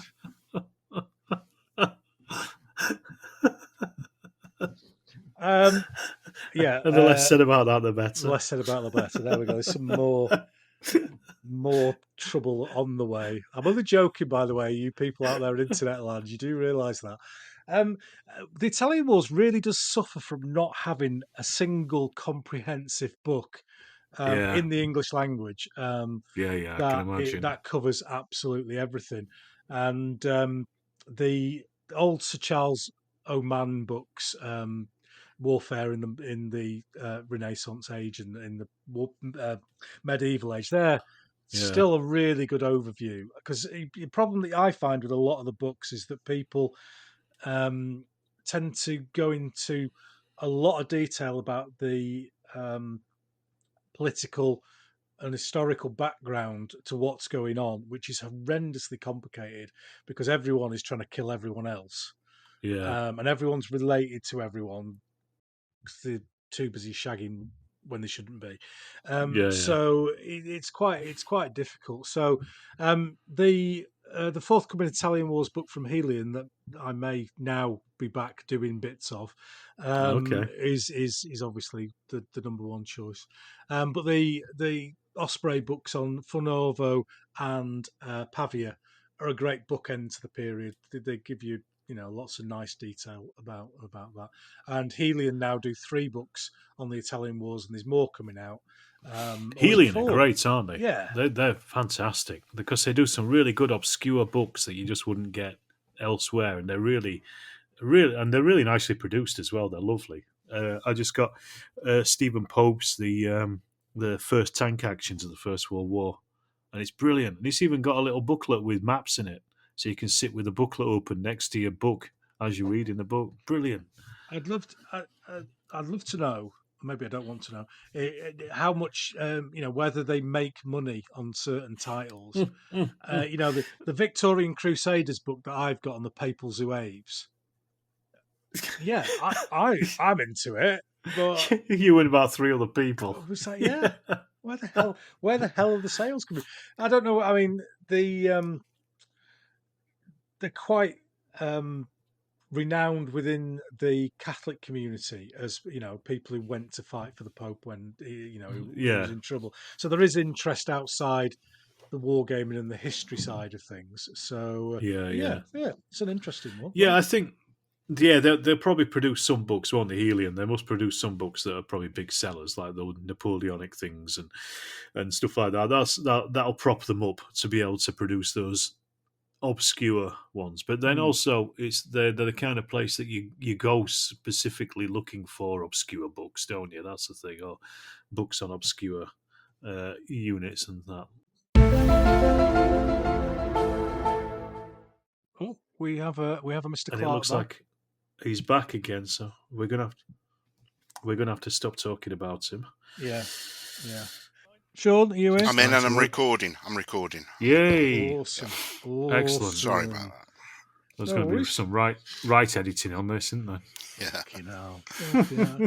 Good job I got some holiday at Christmas, isn't it, really? Right. And you retire in 2 months. I'll retire, well, potentially. I've not decided yet. I'd do it like that, mate. There's a number of factors. Involved. Yeah, money, mostly, I think. Yeah. The Italian Wars collection. Yeah, exactly. And Mrs. Riley's Christmas present. Mm-hmm. 4 questions left. Dimitri Ainu on the Twitters. What is your favourite rule set apart from Chain of Command? What, did he actually say that? No, he doesn't. I've just put that. Right. Okay, then. And what is the rule set you use all the time? Alex, you can go first. Favourite rule set, cocking up the mud and the blood, which is the First World War version of Chain of Command. Right, okay. No, I'm joking. I'll go with Through the Mud and the Blood, actually, because it is such a great game. I've been playing lots of it again, and I think it's such a great game. And the rule set that I use all the time, Chain of Command, I guess. I'd play that at a drop of a hat anytime. Such a good game. Yeah, it's difficult for me because most of the rules we use that I've written or I've bastardized from other sets. The games I most enjoy, and therefore probably my favourite rule sets, are naval stuff, the World War I and World War II naval stuff, which is stuff that I've written. But we have such a laugh and such a good time playing those games. Maybe, we might not be the most historically accurate, but we have a right old good time when we play those games. That's all that matters, isn't it? So that's all that counts. That would be my favourite rule set. And the one we use all the time is our World War II rules, which is a version of a set of rules called Disposable Heroes from the States, which very, very, you could barely recognise it to what it is now. But we use that same thing for the Spanish Civil War and for World War II Early Desert, and it worked perfectly. So they're the ones that we use for a lot of games, and everyone knows them, so it's easy to do. Yeah. Sure. For me, I think probably the current set that I'm going along with the Spanish Civil War, Bayonets and Ideology by Peter Pig. I can't say I've got a set of rules that I use all the time because I play that many different periods, really. So it'd be difficult to say, but I suppose square bashing is probably no, actually AK-47, which I've played Oh yes, the yeah, most of recently. Yeah, they were Yeah. big set of rules. Awesome. Mm. 3 to go. Richard Hogg, Facebook. This is quite an Howdy, interesting. Richard. This is quite an interesting one actually. What's the worst tactical decision you've made in a war game? Why did you go for it, and what happened? I can do this one because it literally happened. Was it last week or the week before? We were playing Chain of Command. We were playing the 29 Let's Go campaign. Myself and Dex McHenry. We're going to be carry on playing it this Thursday. But I'm with German defenders, and I've been getting my arse handed to me, which is the typical way it happens in this campaign, because you're basically always falling back anyway. But in this particular game, we set up. I got the first phase. I got a double phase out of it, and he'd got a jumping off point right on the very table edge, which was quite close to one of mine. So it was like right up because he was doing a flank attack, and it was right up the edge of the table. So in Chain of Command, I don't know if you know, if you close down a jumping off point, it stops them deploying it. Also, gives them morale damage as well. So I thought, this is brilliant. Look at that; it's really open. I can just pile in and get that. So I sent my first squad, because I knew I had a double phase. I run them across this open ground to get to the jumping off point. Did a second run with them in the second phase. But I lost a phase, but I didn't get to the jumping off point. And then I realised just behind the hedge, about 8 inches away, was another jumping off point that I'd failed to spot. So he deployed a bloody squad behind that hedge and just absolutely shot the shit out of the squad that I'd run across. Then he pulled out another squad from the other jumping off point that I was trying to close down, close assaulted me, practically wiped him out apart from the junior leader and one man. Absolutely destroyed my force morale. It dropped from about 8 down to 4, I think, literally in that attack because of what had happened. And I was just never able to get back on the front foot again. And it was such a stupid, ridiculous mistake that.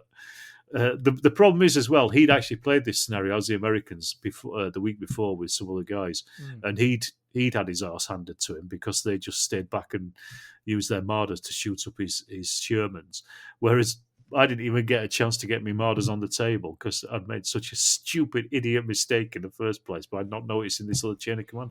But that's friction. There you go. That's the game. It's like War Gamers Anonymous, isn't it? Yeah. Sean, have you got one? Yeah, mine is probably getting on for 30 years ago, and it still sticks in my mind. Still stings. American Civil War at the Stoke Club on a huge table using Dixon figures. I've got the left flank of the Union Army. We've held the Confederates. I can't remember what battle it was. It would have been a historical battle, but the Confederates are held in the middle, and I'm trying to do a left hook with my division. And we were using some old computer moderated rules back in the day on a Spectrum 128K called Victoriana, which were lovely. We used them for many years and had some great. Are you still using that computer tonight for your internet connection? I think I might have been better on that, actually. Sorry, that was below the belt. Yeah, very true. So I'm sort of moving my division down the table, hoping to swing it round to the right, if you like, to give that left hook. But there's woodland down my left-hand side, so my flank's on a wood. And we had a guy who umpired the games for us back then. And probably he was a big fan of the South, and I may have said this before, but his name was Jeff Davis. I'm sure he changed his name by default. Jeff Davis. Yeah. So he, as each turn was going by, he was whistling Teddy Bear's Picnic. If you go down in the woods today, you'd be in for a big surprise. Yeah. And I never caught on at all why he was doing this. But right at the worst opportunity possible, just as I'm making that turn into the Confederate right flank, as it were, a load of Confederates came out of this woodland, piled into me and routed my division off the table.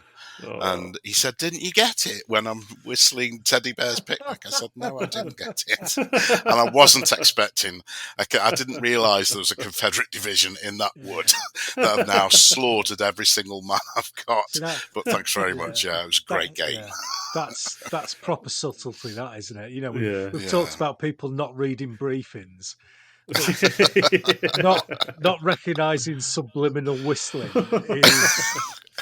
it's another level, isn't it? Yeah, it's another level. Mine goes back to our earlier conversations about lions and donkeys.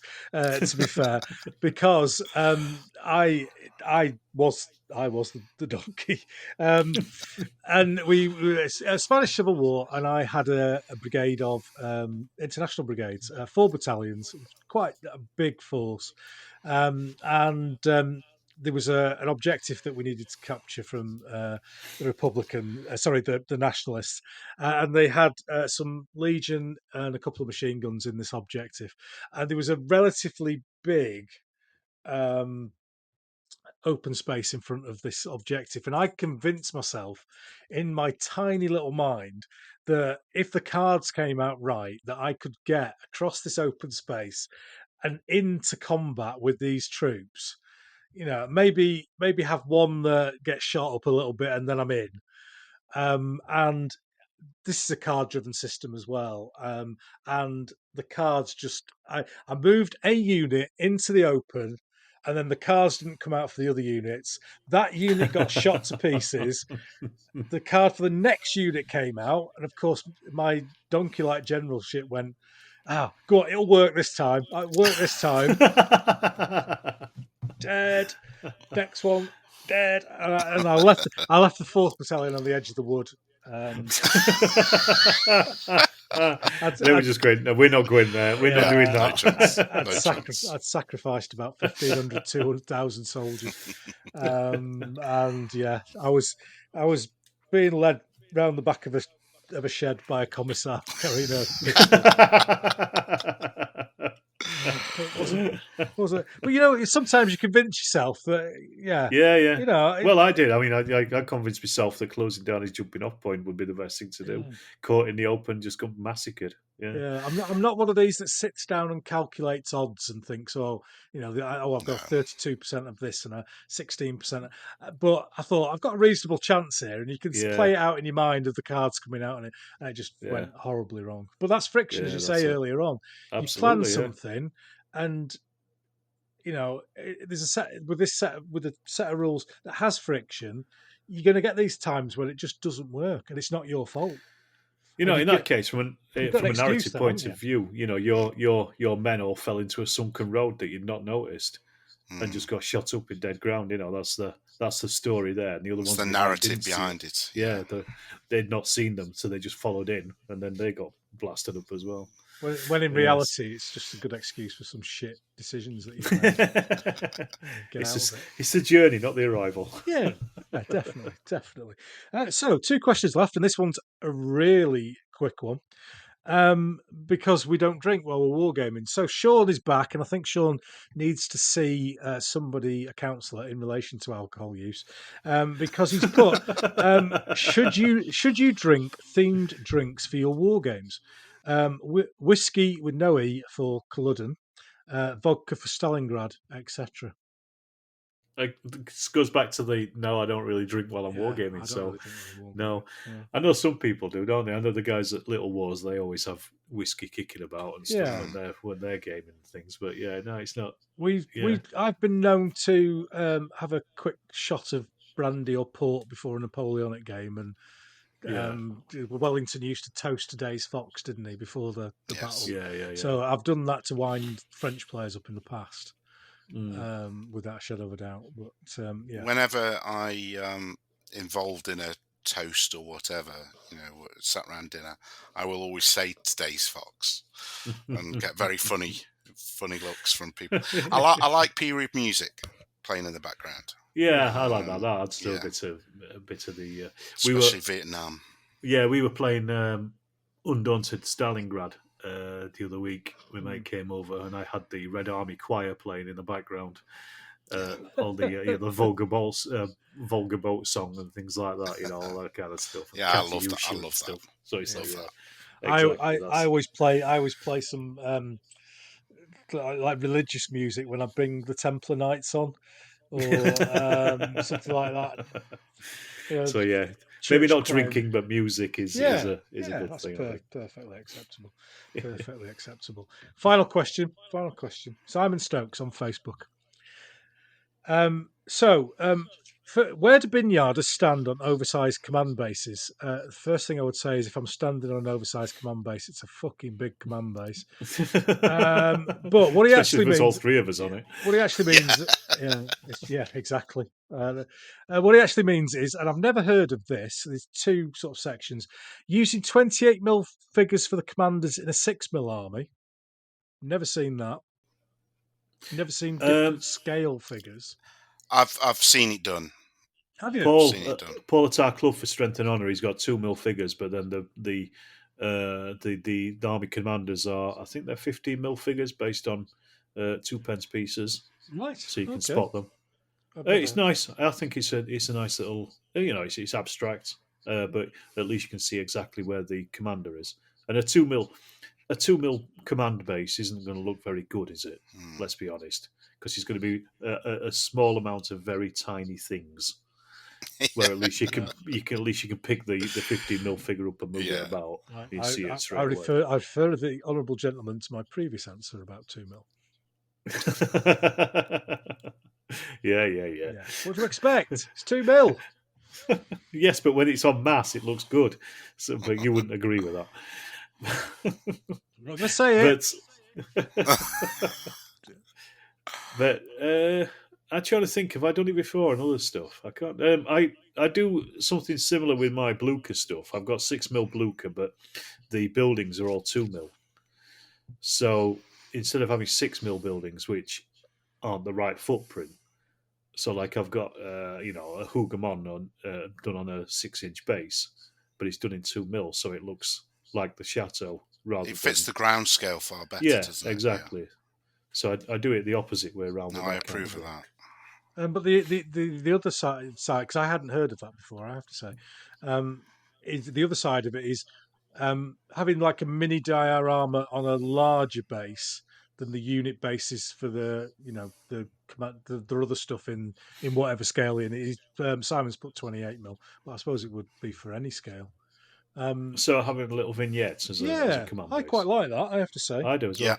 Yeah. Martin over approve. at Seventh Son, he does some fantastic ones. He does, yeah. Yeah, they're really nice, and they just stand out. It's like, again, it's immersion, isn't it? At the end of the day, it's a game. It's meant to look nice on the table, and if it looks nice, and if that helps it look nice, then there's nothing wrong with it.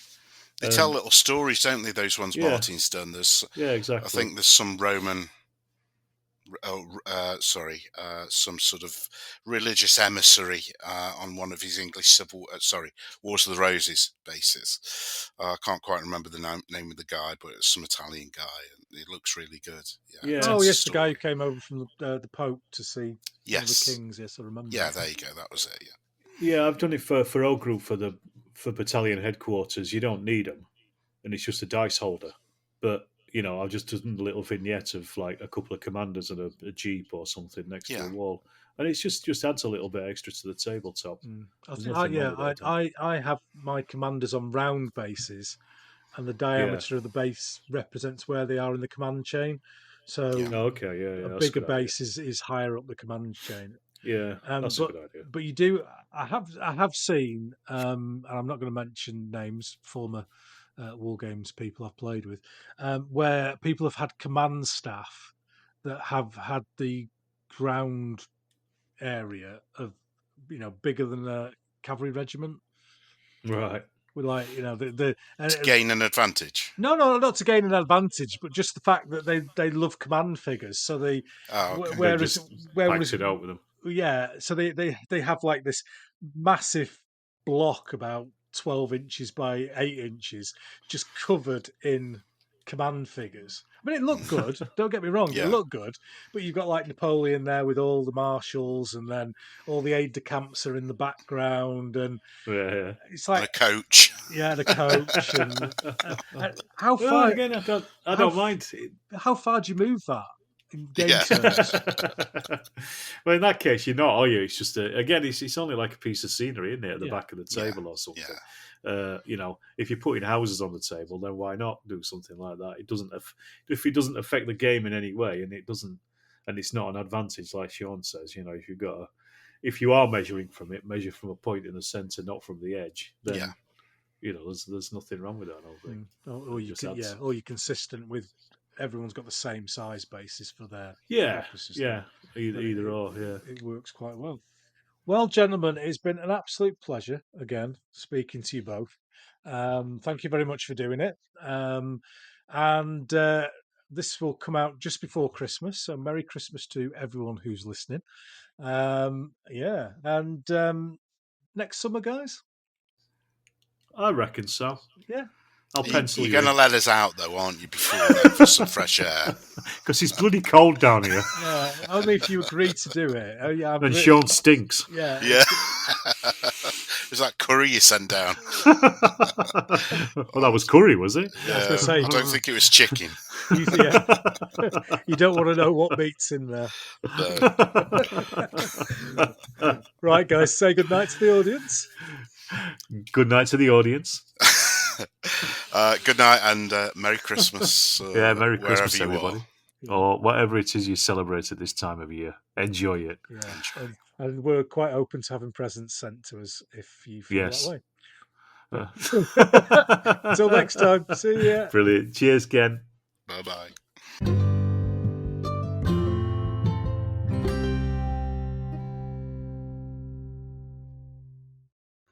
Hi, it's Carlo Pagano from episode 30 of the Reef Big podcast, the Sotheran Special.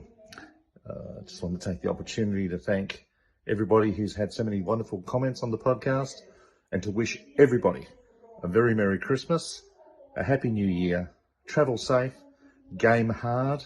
I hope you've spent a lot of money over the holidays. I hope Santa's good. A lot of wargaming paraphernalia that suddenly turns up under the tree and in some stockings. And let's hope that the new year brings a lot of great games, a lot of high dice, certainly dice that don't roll off the table and with round edges, and certainly ones that you can see. And we'll see how everybody goes next year. Best wishes from Australia. Bye-bye. Hi, Ian from Flags of War here. You might remember me from episode 24 of the Yarkshire Gamers Reek Big War Games podcast. Just wanted to wish you all a Merry Christmas and a Happy New Year when it comes. I'm really looking forward to the time off, and I'm pretty much sure all you guys will be too. Can't wait to get some painting and some gaming done, and really looking forward to my deep fried turkey as well, which should go down a treat. And look forward to 2023 with all the gaming and listening to Ken and his podcasts. Take care.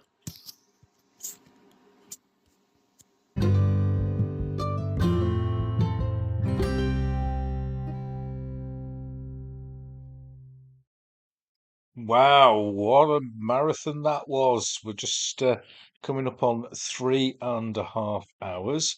I hope you're still with us, or as you know, break it up into little bits, break it up into sections, drives to work, etc. Painting sessions. You've got a couple of painting sessions, I think, out of this one. So it just leaves me to wish you all a Merry Christmas and a Happy New Year. I hope you all get some time to do a bit of gaming, bit of painting in between the festivities, and celebrating the festive period with your family and friends and your gaming buddies as well. After all, we do spend quite a lot of time together playing with our little toy soldiers. So it's fantastic to have you all on board this last year. And this isn't the final podcast for this year, would you believe? I also recorded an awards ceremony with Alex and Sean, and I'm going to put that out just in between Christmas and New Year.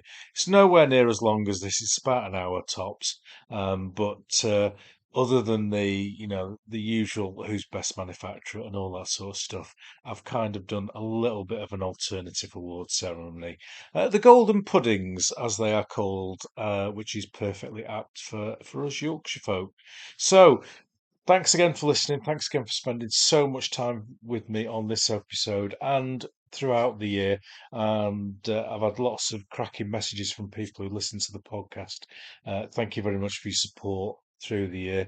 And look forward to the awards ceremony next week. Get your best bib and tucker on and get your dregs of your Christmas beer left to sit down and celebrate the best of 2022 with me, Alex and Sean, next week. Until then, Siddy.